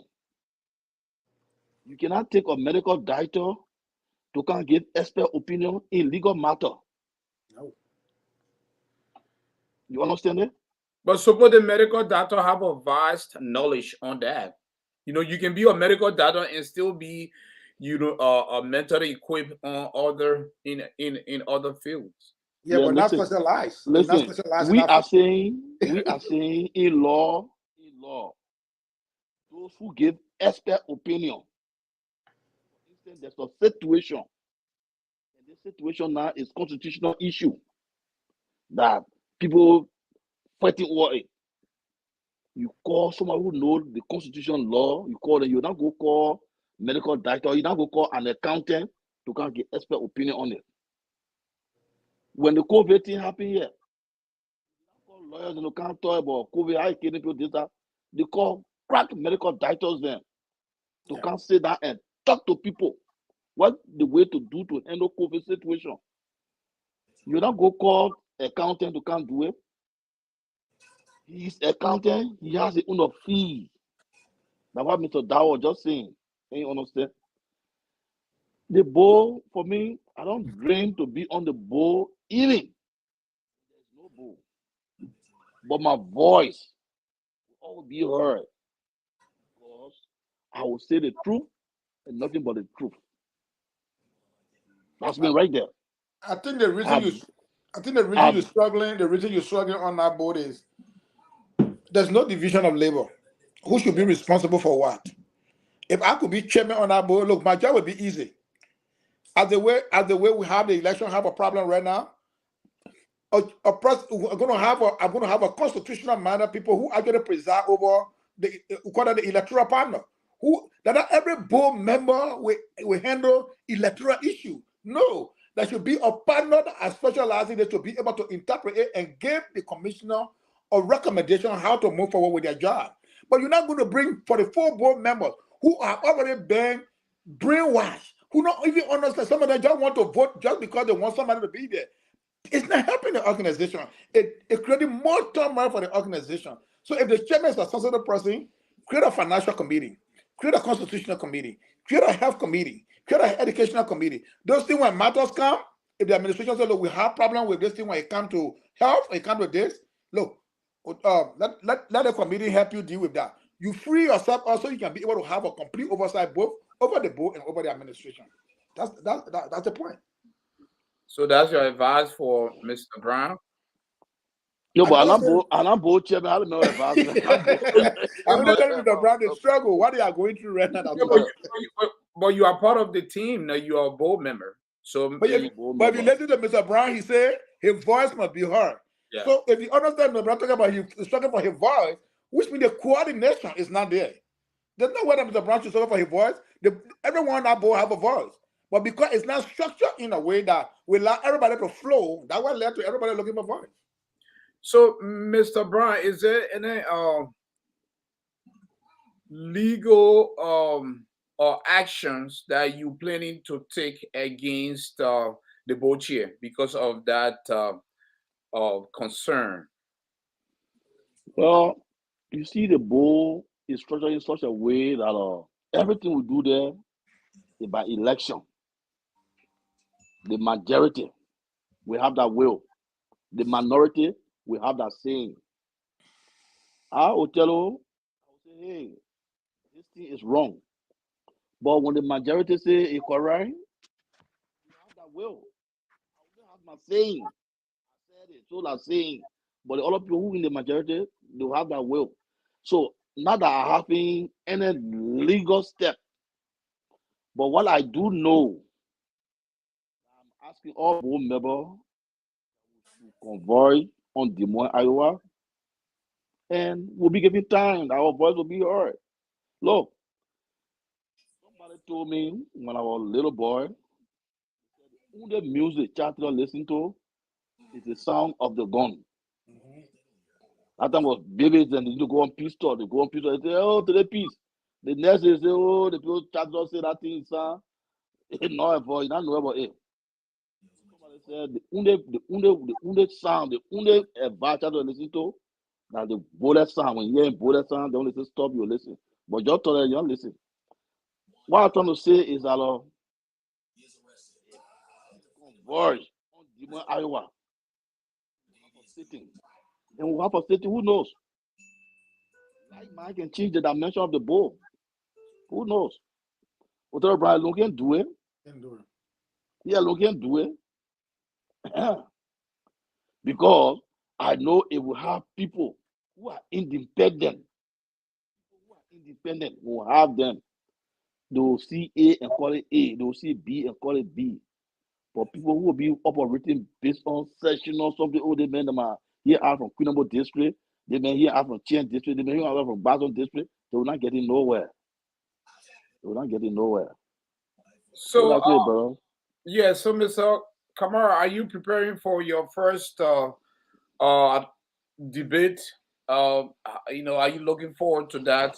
Because it seems that this might boil down to, you know, the Idepua team against Mr. Tyre and Kamara team. So how prepared, how excited are you to, you know, looking forward to your first debate? Just normal. It's, it's not. It's just to share what experience and expertise I can bring to GGAA. I'm not debating an individual. I'm debating the issues. Yeah. Okay. Because people might come say, "Oh, I'm going to Othello. I'm going to." No. It's not about Othello. It's about the issues that are affecting the organization and what is the way forward. Okay. And that is not a political thing. Is how versatile are you if you are given the chance to lead to change the dynamic of the organization? And what I think I possess that what I want to share with the Grangidians. I'm not going to be negative to anybody. How negative you be, that's not my work. My work is to tell the Grangidians that we need a new direction for this organization to be $1 million organization. Remember, the organization worth a lot. I'm not a worth a lot. It's just that we don't have the right tools in the right place. That's why you see time like they will still running beyond $50, $50. You know, but if the organization is really structured and really pick up the mission and the vision of this organization as a nonprofit, there's many things that we can do that we can bring the organization to reality. And that's what I'll be doing a debate if I'm given a chance. Yeah. Thank you. Mr. Kamara, please throw some lights here on one of the initiative here on your platform, youth and youth adults empowerment program here, because we see that the youth complain all the time that they have been marginalized.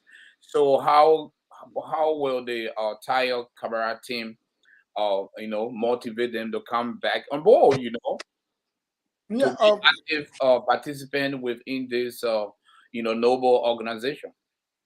The youth are the next generation for this organization. Today, Mr. Brown, myself sitting here, our parents started wise to send out to school so that when they are not there, we can represent them. Yeah. And today, we here, if we can't prepare the generation today, how would they be able to take over from us? And if not, the organization will just get glued to the old faction, and then we can be able to understand the modern day life of this organization. And I continue to tell people, the 75 GGAA, it cannot reflect the 21st century. We got to change the mentality that we're not in the 75, we're in the 21st century. And GGAA should reflect a current situation right now, not in the past. We can call what happened in the 75, but it does not fit within the 21st century. And we need our new generation to come on. Do you know how many youth got a college degree in this country from the GGAA Association? Do you know how many of them are actors, medical doctors? Do you know how many professionals they are? We're not tapping into their career. That's why you don't see them. So the Tyre Kamara team definitely look. Can sport bring them? Yes. We shouldn't just have a convention to say we go Saturday morning, we just debate from in the morning and evening. What is the fun? What do you want? Today you don't want to sit down for 4 or 5 hours just to sit down for 12 hours. They don't have the time for that. No. If they come to celebrate, give them the time to celebrate, and then allow them to contribute. Let them be part of the system. Our convention can start Thursday? Can we have soccer game that will actually bring momentum to this organization? Can we have a youth day before even the convention? Can we include them in our programs? Can they participate? Can even have representatives on the board, on leadership, on committees? It shouldn't just be under the old idea, because if that becomes under the old people alone, though, you will actually look at the organization as an old school. They don't want to participate. But right now, most youths are looking at the organization as an old school that because people are not inviting them to participate in these. To participate. Okay, and when I came in, I told you, I said we're going to do partnership. Look at the Mose PRA. The organization full of youth. Now, Grand GDA Association should not be in competition with this organization, those social organizations, those district organizations. No. Grand GDA Association should serve as an umbrella organization. Can we partner with those people? Can we partner and let Mose PRA look? Can you be able to help us when it comes to implementing sport and recreation? And can we support them? Can they all have a memorandum of understanding? And can they be able to report back to the convention that this is what they are partnering with GGAA to do? If the organizations are listed on the GGA agenda, that they all can report based on what they are partnering with GGAA, as they are coming, they are bringing in their people to come in with the organization. But if it become a place where Mose PRA doing this, then GGAA doing this, then we are still incomplete. We are not an umbrella organization. We just become just like them. But this organization should be an umbrella organization to run a project or program through the social and district organization that will help to bring the people back to GGAA. These are the people that are taking away from GGAA. The social and the social, they are taking away from GGAA. If GGAA is not careful to bring the people under them as an umbrella organization, it will never have a potential that it needs. And that's what the Italian Camara team is going to do. We're definitely going to partner that will help us to bring those youth back to the organization. Thank you. Mr. Brown, do you concur with what is your thought on this is a communication from on this platform here, Mr. Tyre and Camara platform, that if they are elected, they will try to lessen the numbers of board members from 44 to now. What is your thought on that? Do you think there's too much board members, or you disagree with that proposal? Thank you, Mr. Vinton. And also please about how effective is 44 board members. Yeah. Or what is the essence of the full board member? Look, big country like America, 50 states, they only had 9 presidents serving on at the Supreme Court. The U.S. Supreme Court, 9. The big country, 9. And when they discuss anything they discuss there, any decision taken there, the entire America agree with it. Them. They agree with it. Whether it's having 44 or 42 board to do what? So even today, if someone can say, Othello, we don't want you to be bold again. Oh, bold, we erase it. I'll say no problem, because I have myself too. I don't just get it to get 42 board members. I don't just get it. It's 42. 42 or 44? 42. 42. I don't just get it. It made no sense. Making a decision for the two people to sit down to discuss. Let's soon for it to not appear in meeting. Because most of us can read 42 in meeting. The higher we can go, so now 22. So then we higher than at 20. Let's soon 80 people go to meeting to go discuss. Anything to do, we'll go vote. So the issue of minimizing them, it makes sense to me. It's a good thing. It's a good thing to reshuffle the board, let the board confront with current day reality. Yes. Reality. No, brother, let me tell you, if you are sick, don't hardly tell the doctor, say, hey, doctor, I'm I'm sick. sick. But Yep. if you hardly there, oh, you not be killed. You may likely die. And for me, I'm not from the back. I will talk so. My grandfather is a reverend. My father is a reverend. When they say the Brown family in Granger County, they say AG people. So, but we speak our mind. See, my older sister called Thelma Brown King. She live in Red Minnesota. She speak her mind. That I will do. So I So, don't see no news, no news, no news. So I second that motion. mhm. Second that motion is a good call.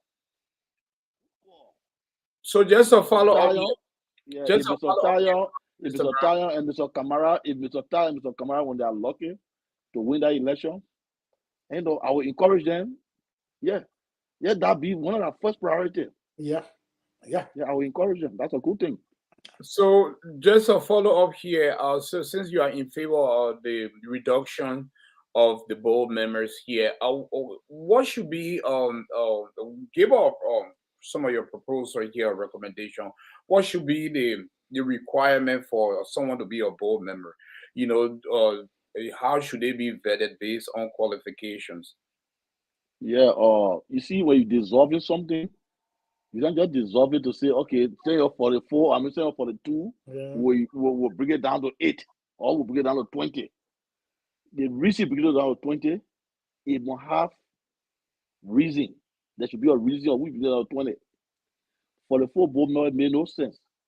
So we are reducing it, but this will be the rules.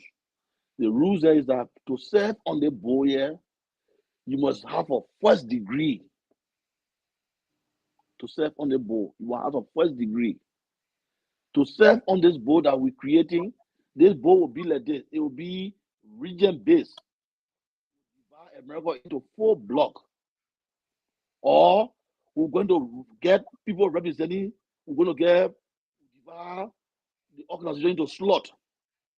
The UFO slot will get them 1 slot. The UFO population will get them 1 slot. The women population will get them 1 slot. The male population will get them 1 slot. There are about 3 slots that we share already.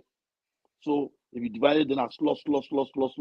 Or you say, okay, we divide America into 4 equal parts. So if somebody is representing from the East Coast and he's there, it means all the other students down there, you be represented. So there are many ways that you can do it, and then they will be active. You All right, understand? There are many ways you can do it, and there will be people will work. thank But you. some people they are just bored, in the mouth. Let me ask They you don't another say question. anything. Let me ask you another question here before I go to Mr. Kamara. And this other question here, Mr. Brown, I want you to be very objective, you know. I want you to be honest. This is for the benefits of the viewers, Green Jesus watching. You know, looking at the 2 teams right now that might move forward, the Boti, Kamara slash, and also the Poor team.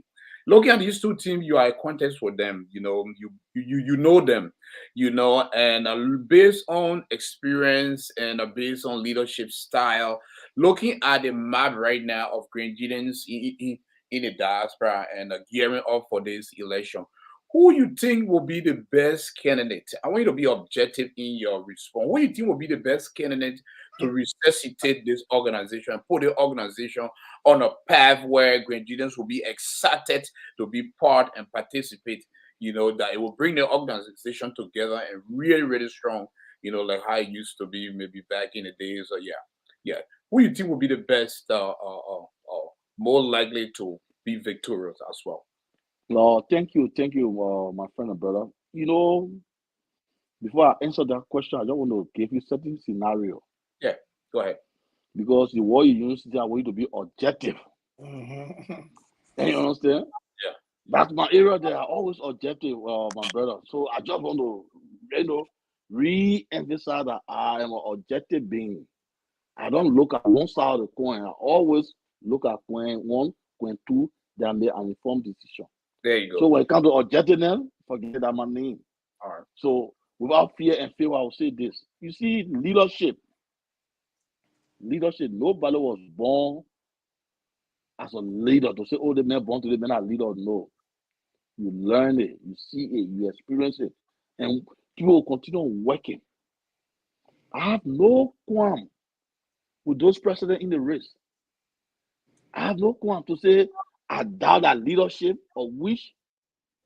I don't want to contest. No, I don't doubt about leadership. You go and prove yourself. When Mr. James came to power in Minnesota, we said we're going to take him because we feel you're going to reconcile the community. So I voted for him. But at the end of the day, the issue of reconciliation is not even there. If you have asked, you don't take it. So you don't have one. So let's assume Mr. James Wote served for 2 years. And now you want cancel for another 2 years to begin 4 years. We feel knowing how he operates. So that thing will change, that dimension will change. Madam Idepu served as a vice president. Or no, Big Brother Tevon Collins. People know what she did and what she didn't do. The passion she get for the community. Lewa Bodita, my first time to see him was in Arizona convention. He brought something on a bus or something. Poor people there from Demon. There were plenty of old man there. I said, but when that church convention, I saw him. That's the first time I saw him. I call it church convention. The man brought old man there. Plenty that day on his son. And Arizona can be hot. Yeah. Yeah, it can be hot there. Now there, I don't know now. Maybe it's not hot there now, but It's still hot. that time was hot. You know, Maybe global warming has changed a little bit. So you see the high local level. So let's give them the chance. Let them go for election. 4 years they'll go for. We pray that they'll go for 4 years. But if you don't do your best, the second year will take you from there. Put new person there. Mr. Brown, how well do you know Mr. Tayo since you? I came into this country. Yeah, I came into this country. My first time I met him when I was in Dima, we were having a meeting. He came, introduced himself to me. We chat, and that was it. Okay. He doesn't know me in person. But one time he said he interacted with me, and he said, "Oh, that guy have a fun IQ. You're on Daniel Freeman show, and he said that someone said it. So, oh, but he doesn't have a nice IQ. So, thank you." And I saw him in Arizona when he brought it over there. So I said, "Oh, that church convention." Oh, you cannot even pronounce the man's last name. You've been struggling. Yeah. So okay, how do you pronounce his last name? The issue that native name. Tayo, the guy just right here. That's Tayo. They're not named the Brown, the Johnson, the Daniel. Yeah. Yeah, but we're both from the same sessional demographic, so you should be able to be familiar with that traditional name. Yeah. It's true. That one part tomorrow needs a top, V. Tomorrow needs a top to pronounce. Yeah, you're right on that. I have one of my friends, Julie High School in New York, Clipogbe looking. Clipogbe. When they call a man in the class, oh. Well, now he's a medical doctor in laboratory, a medical doctor. They don't let that in Clipogbe. I don't know what they call Clipogbe. And before we finish up here, before I go to Mr. Kamara here, yeah. So you still cannot can you give, or I mean, like you say, you are not you don't know him personally, but how well do you know Madame Poir? Oh, I know Madame Poir. Madame Poir should be somebody like a family person to me because her sisters are my cousin.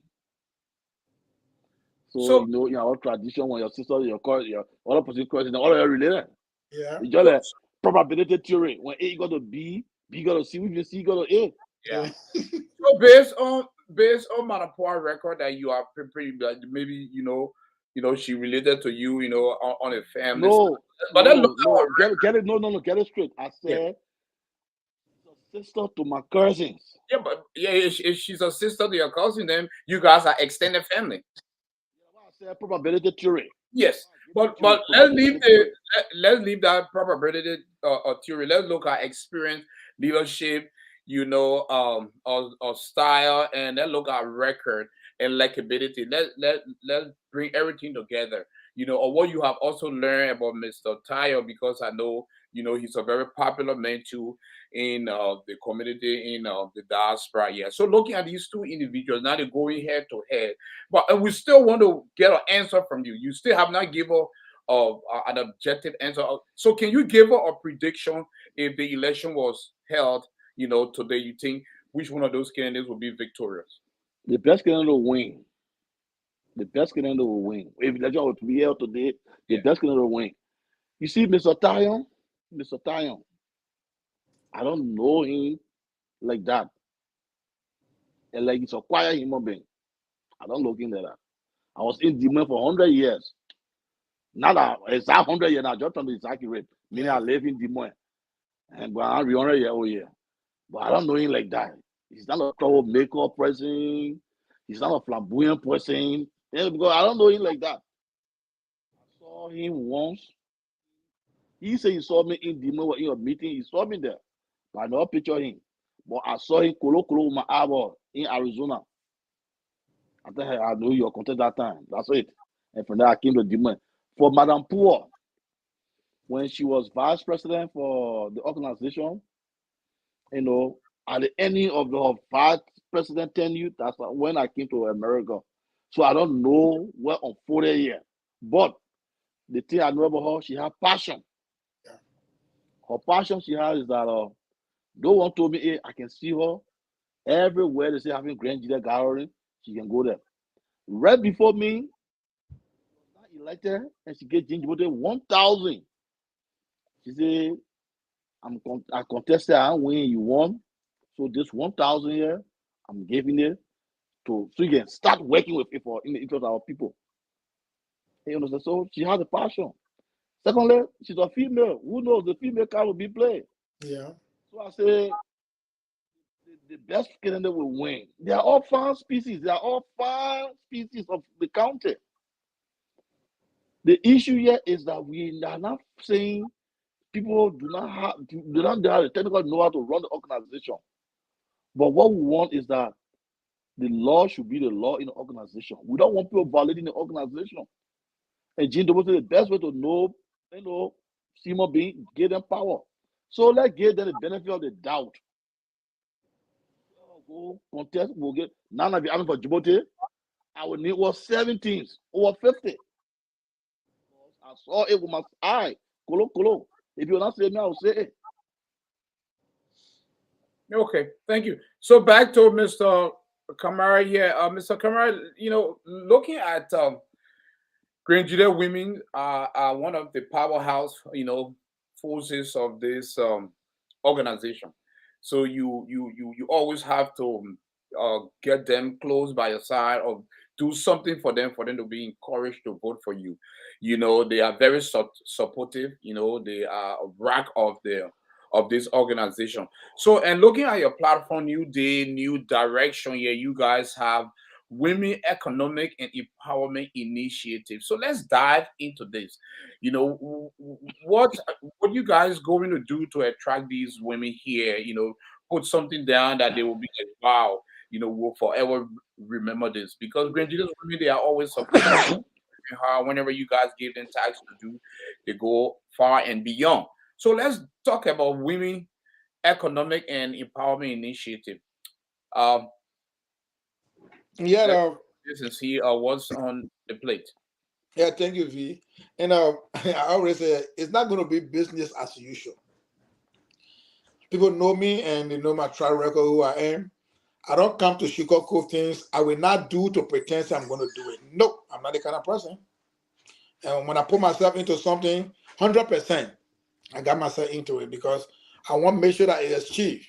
And let there be a legacy that you can leave behind that other people can follow. I'm not coming here to tell you, say, you know what happened?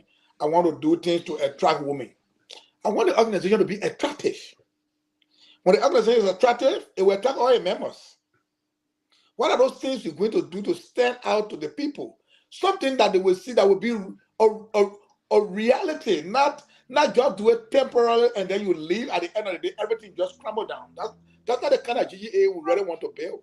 We want to build a GGAA that even when we leave, another leader that's coming, we're going to set a bar high for them to be able to take the organization to another level. I know our people like to play. I know they like to have fun. You need to do things to attract them. But let's get to the reality. Why are we still in what we're in? Why are we still at this level with our population we have? Why are we still not have roof over our heads? Why are we still not running programs? The women empowerment piece. We're not just looking at women in the United States, but the women within GGAA, they are the major contributors to the organization. They are more than the men. But if you say women empowerment, we got a charity, what are they doing? What is the common code that bringing them together to achieve the goal that they'll bring other young women to empower other young women? And then what we're going to you see, we'll talk about revenue stream. We're looking at women women conference. We're looking at youth conference. Okay, these conferences are the conferences going to be a revenue stream to the organization. The organization should not only rely on convention. Shouldn't rely on convention. And that way, if you check our message, we say we're going to do engagement and outreach. We're going to be engaging the women across the states.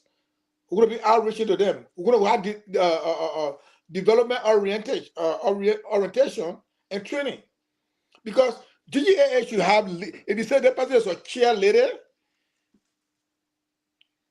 the cheerleader should have a function, what they're supposed to achieve, what they really needs to do to be able, because the women back there, no, look, our back home, the poverty that is actually taking over our people is difficult. You see young girls today, they all drop out of school. They have 4 or 5 children, no future. And the organization in America had to hire women who are in the United States of America. Can we train them to be able to help the young kids who are struggling to take care of themselves, who are dropping out of school? What can, even if they cannot go back to school, but what are the economic empowerment that these women can be able to transfer to the other little children and the young people that are suffering?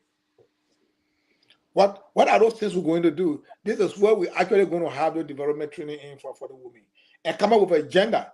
How can we be able to help people back home, whether it's macro loan or agriculture, whatever we can do to be able to lay hands on the young people that don't have a future, that we can create future for them.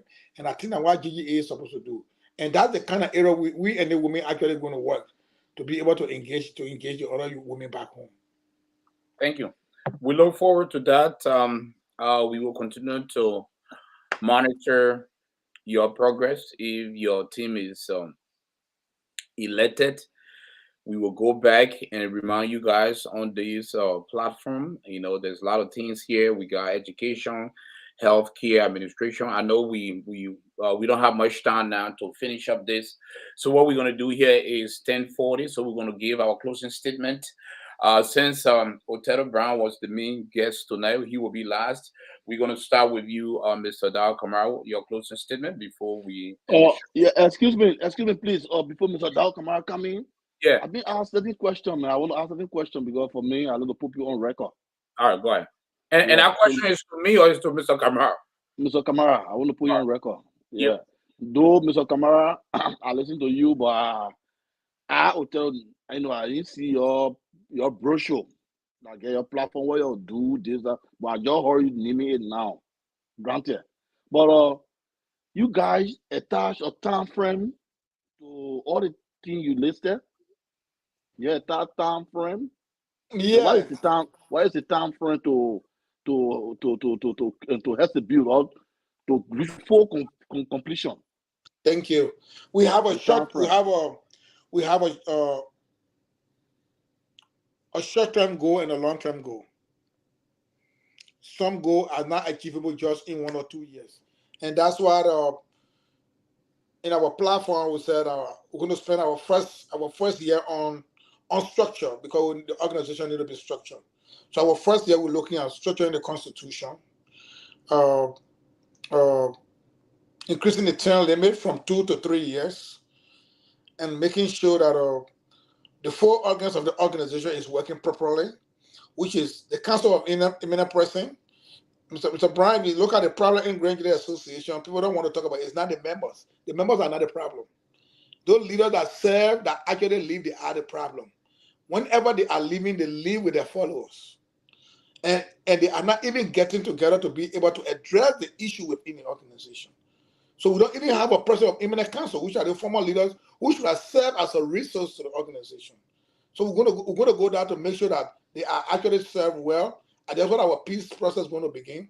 Because if we bring them together and actually achieve that goal of bringing them together and talk to them, let them be able to talk to their supporters who are actually trying to let them step down. Release the people, let them get back to the organization. Because if you guys still can, let's say you got Mr. Grant is GGAD, you got Mr. Menge is for GMI, you got Mr. Collins, you got Mr. Yubote. All these people, if they can't come together to unify themselves for the members to see them as one body, their supporters will still click up to them. So that's going to be one of our major goals when it comes to the peace process, to be able to hit the peace process on the ground, to make sure that the board is well structured, and the administration to be well structured, and the leadership council, like we call the chapter leaders. We shouldn't just have chapter by name. Let's have chapter that is actually that is serving the people, that is real. So if we want to have peace, our peace have to start with all the organs within Mr. Kamara. Yeah. Mr. Kamara. Yeah. I know all that will not answer my question. I have questions coming, so I'm trying to put you on record that I want to ask for if your platform, all that you listed, reconciliation, this, that, I have time for instance, some of them are long time goal, and some of them it can be short term goal. Yeah. But if you go to coach, say short term is indefinite. There's no time attached to short term. Oh no. Why you see as short term, I may see as long term. As long term. So can you be exact? Can you be exact? If for you the short peace, term, the peace short term process goal will be how many years? 2 years, 3 years, 4 years? Restructuring the organization is our short term goal. Yeah. The peace How process. many years? The peace process. So it will take how many years? Our first year, that's what we're going to be working on peace. Okay, so it will take 1 year. In the first year, that won't be correct. Okay. Yeah, that one. Then our second year, then we have to be looking at projects from the organization, because we can't waste GGAA money. So we have to look at the project that was undone, that still remain on file, and we want to make sure to get it completed before we can move into our own project. So once we get into the structure of the organization, we're pushing for 3. That's what I want to push for 3 years, for 1 term instead of 2 years. Because if you look at the organization, immediately you come from convention. Before you leave from convention, you're already gone a year before inauguration. The next day they talk about elections, so you don't have the term. So our first year, that's what we're going to be pushing, and that's what we really want to accomplish here. That's what. Okay, thank you. My question there is that because to be with the president when you're speaking, he said he's carrying on project, and people gave him money, and the project not finished. So that the main reason he contesting. So we said, but government is continuity. He said the other government may not carry on that project. So I came out to say, okay, equally so. Then this time we all want to do your project, then we'll ask you for things, but no one asked me. So that based on that, I'm asking now. Yeah. So your project that you want to do, if that project that will see 8 to 7, 15 years, say, oh yeah, the man say a project at 8 years will be well done. Yeah. So how possible will it be done? Because with 8 years, you'll not be there. Other person coming. Are you sure that person carry on it? So I understand. Now, my last question to you, because we'll hold you by your platform. We'll hold you by your platform. We'll say, oh, you said you're going to do this. So even if you are opportune now today to win the election, can we hold you by your platform? Oh, sure. To the letter. Yeah. To the letter. To the letter. Okay. Very to the letter. And I'm going to make it very clear to tell you that there is a short term and there is a long term. And whatever I don't finish, if my term is over, I think other person will be able to take it on. Because this is not my property, it's for GGAA. So wherever you start, somewhere got to pick it up from there. Yeah, and just to buttress on what Mr. Brown said on this completion of the project. So if you guys are successful in getting your the 3 years approved as one term, and in which for me personally, the level or the magnitude of GGA, I don't think two years is enough. You know, even somebody proposed 4 years. Yeah, because this is a large organization. So before you even start to work on project, 1 year is already gone. You know what I mean? Then you thinking about, oh, I have to gear out to rerun. So 3 years, I think is adequate. I don't have a problem with that. Even if they extended to 4 years, I think that would be a plus. But looking at the magnitude of this organization, do you think that looking at your platform that you just listed, you think that within 3 years you guys will be able to accomplish it if the term is approved? No, no, no. I said they're going to be a short term and a long term. Right. The long term is something we're not finished or how to be passed over to the next administration. We're not going to hold on that to say because it's not finished, so GEAA must be our property. No, we're not going to do that. You don't want to be there, The most important thing within the organization, that's what we want to touch. One, we want to make sure that the peace prevail within the organization and make sure that the organs within the organization are well structured from the board coming to the leadership, coming to the committees and the members who definitely going to work on that so the organization can maintain its integrity, because without peace, nothing we can do. Then we're going to look at the past administration, what they left on fire. What can we do to accomplish it? Because there is GGA money. We can't just waste the money to say we started something new or we have something on ground. We got to review it. If something is achievable, we want to achieve it. And then if we are lucky to get it 3 years, whatever we get, we can finish it within our 3rd year. And if we are successful, I think GGAA can give it another term. But we're not reaching to that yet. But what we're on right now is first of all, 6th term, we have a 2nd term. So that's what we are. So yeah, that's what we want to do. Okay. Okay. You have any other question for Mr. No, thank you for me. Give me the benefit of the doubt. That's my name, benefit of the doubt. I know. So I gave him the benefit of the doubt to there. You say we will hold him responsible. Yeah. The same monkey that hand bamboo. It can hear. Monkey. It can hand monkey. We'll get the benefit of the doubt. And the problem here is you don't get a 3 year. We want to do our wrong campaign. They don't get a 3 year. Yeah, and Mr. Brown, the problem here that we're kind of looking at structure is if you have people who sit on the board that you are accountable to, it puts you on the spot to do a work. But if you have people we think you can play game with, and that's why we want to stop. That I really want to see the organization moving forward. We want to make sure that a president, executive director should actually be accountable by the board of directors. But the board of directors should also be accountable to by the administration. You got to do your work. I shouldn't be suffering looking for $20 or $30. Then the $20 looking for, not even get it that I want to oversight on. No.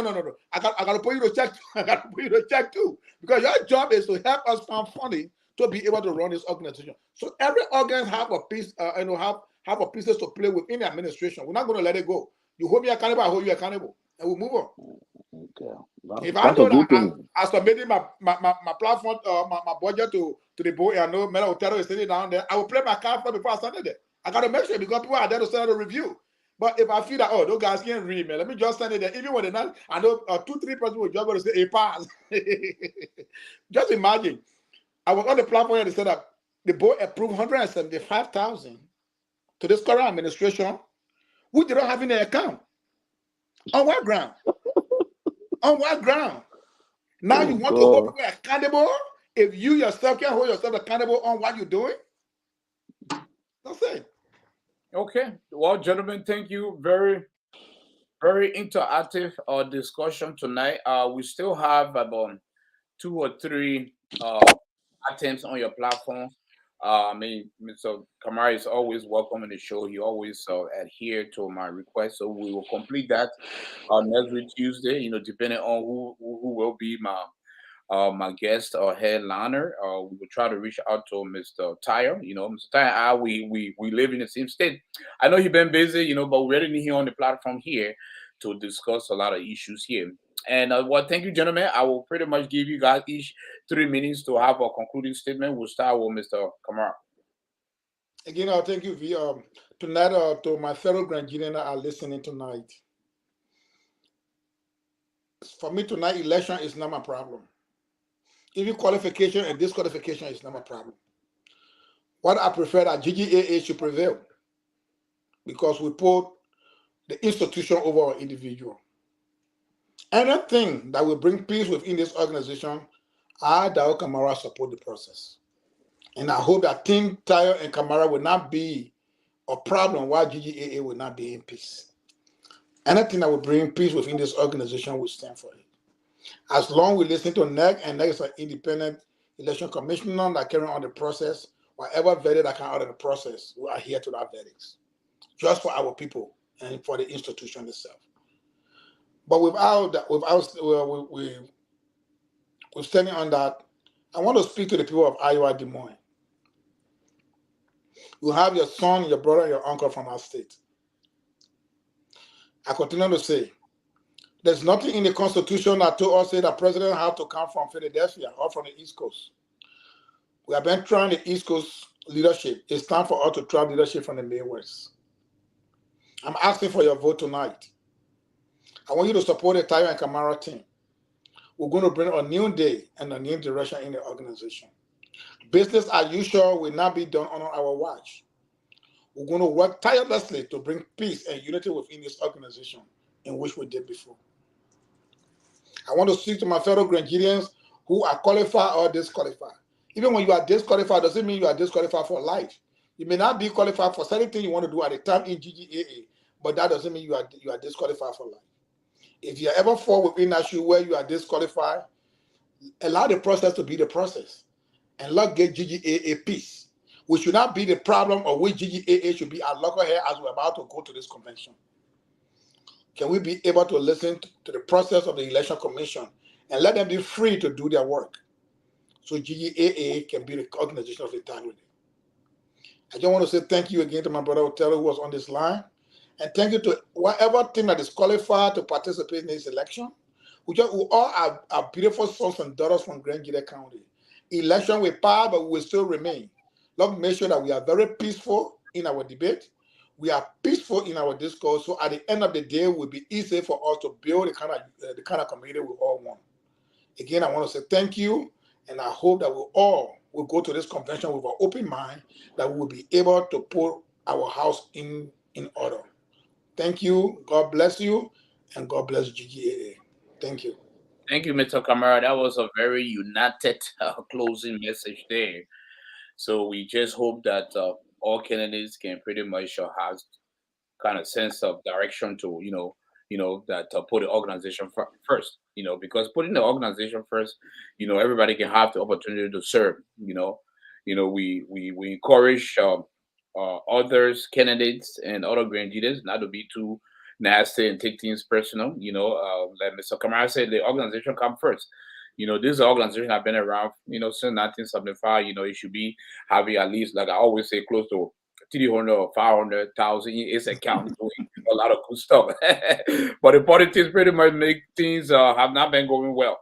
So we look forward to, any leader that is elected, like my brother, Mr. Brown said that, even though he could not specify a particular person, but I think his presentation was well accepted. That anybody that elected, everybody should be able to ride it, around that person and give ideas and be able to move the organization forward. So, Mr. Brown, go ahead with your closing statement. Yeah. Before I say anything, I'll first of all tell Mr. Dao Kamara, thank you, for his presentation. It was nice. I enjoyed the last part of it very much.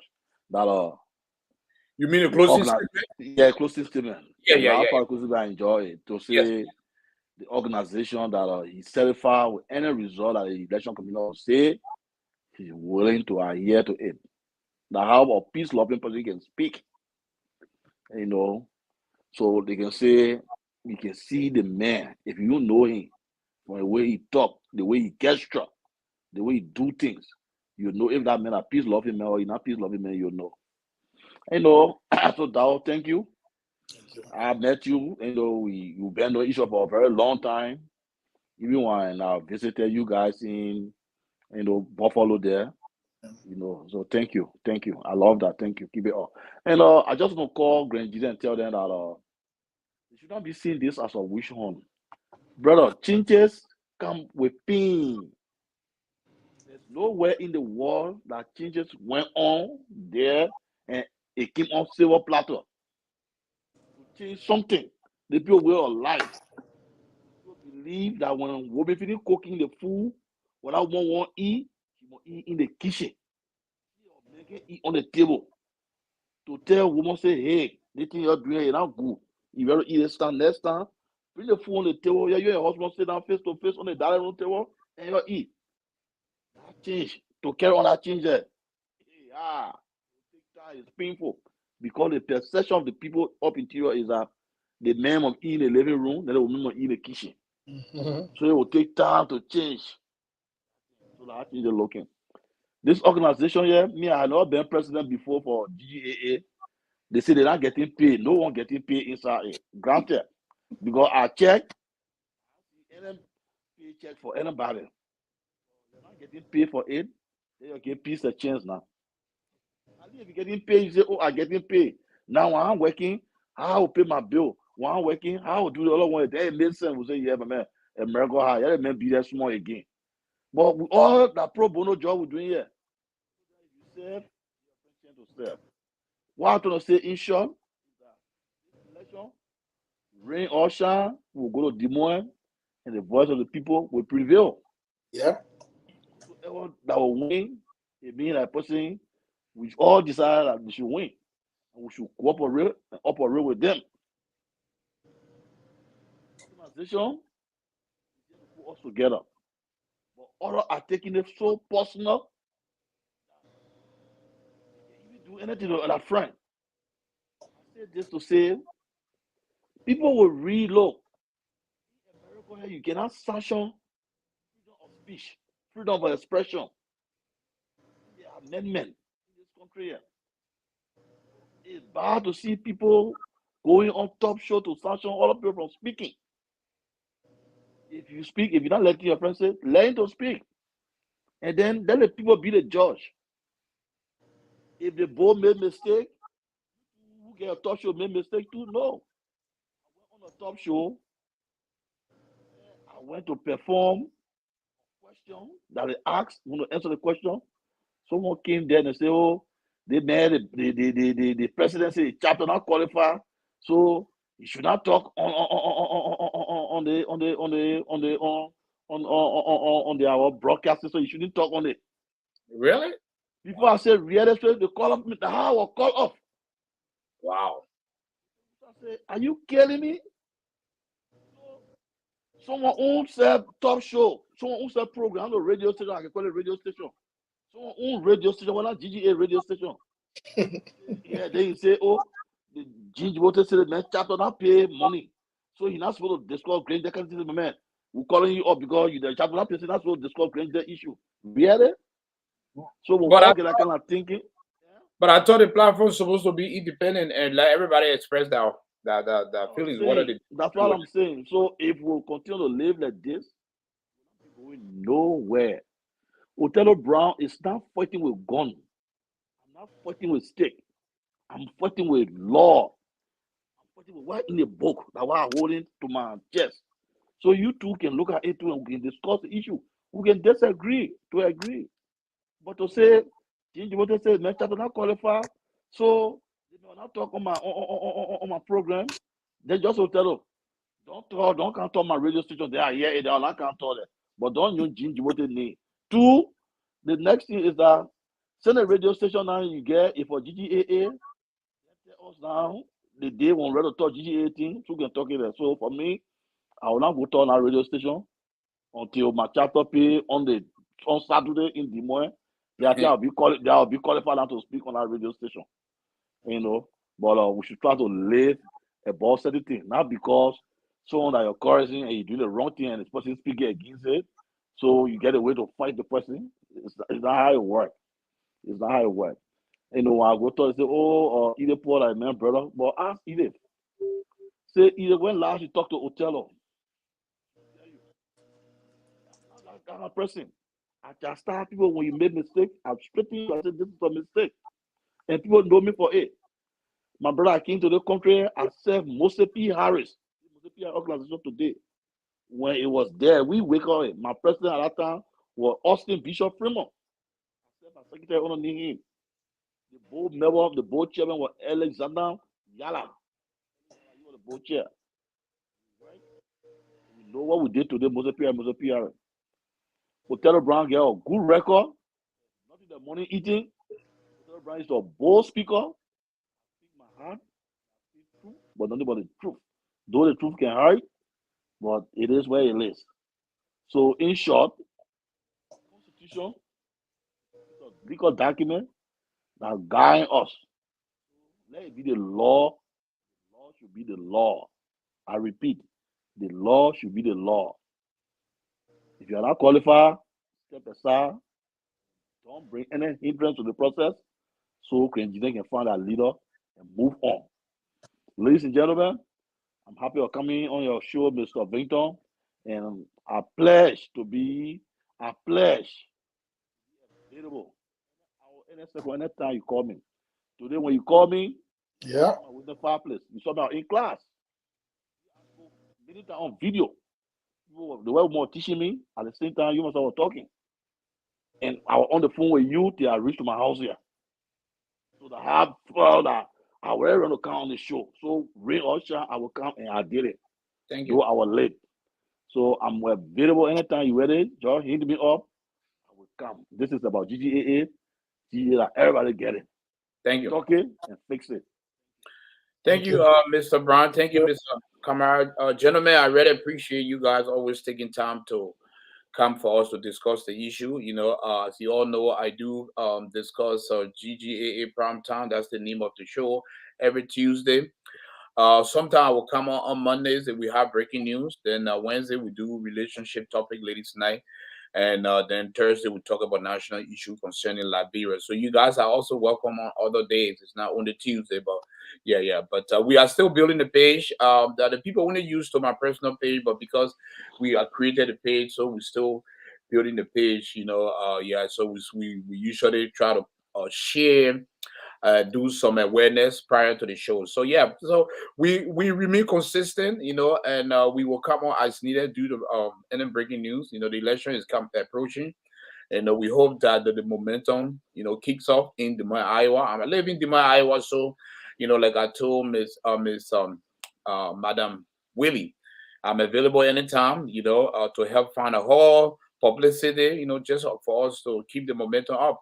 Because like Mr. Brown said, if the other Grenadians in other state they don't see the momentum in Iowa, why we encourage them to say, we go to rent a hotel for 3 days, or we parking our bag, we leave our job to come. No, they want to see the momentum. Iowa is a state that have a lot of Liberians, and 85% they are Grenadians. So yeah, so they want to see Grenadians making noise in Iowa. So, and we in the media will continue to make noise as well. So we look forward to another discussion next Tuesday. And gentlemen, well said. Good closing. Thank you very much, guys. Extend my salutation to your family, and I will see you guys. Yep. Okay. Thank you. All right. So, ladies and gentlemen, thank you very much here for tuning in. We will see you guys tomorrow. Tomorrow we have Ladies Night Wednesday. So tomorrow we have Ladies Night. We will release the flyer tonight. I have to check and see the topic of discussion tomorrow. So tomorrow is Ladies Night. Every Wednesday. Tuesday is GGAA Prime Time. Thursday is National Politics. We discuss Diaspora Labyrinth. The show is called Diaspora Labyrinth Political Scholar on Thursday. So yeah, so we're gonna keep promoting this page. So help us share the link. Remember, spread the word that it's Tuesday. We have to go watch GGAA Prime Time on current situation. Share the link. We hear every Tuesday. And Wednesday, ladies night, is open relationship topic. Thursday is Diaspora Liberian Political Spotlight. Yeah. So our main schedule is 3 days a week. Is Tuesday, Wednesday, and Thursday.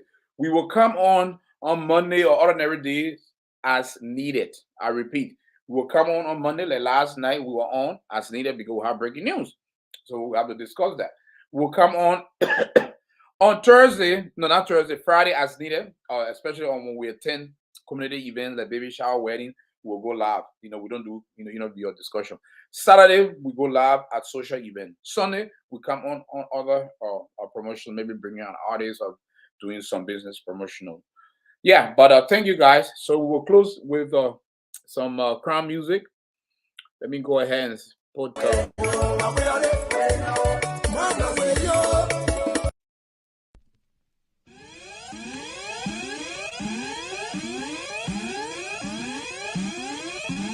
The house is warm and it's getting hotter. My selector's here to suit your heart desire and set your soul on fire. DJ Chris.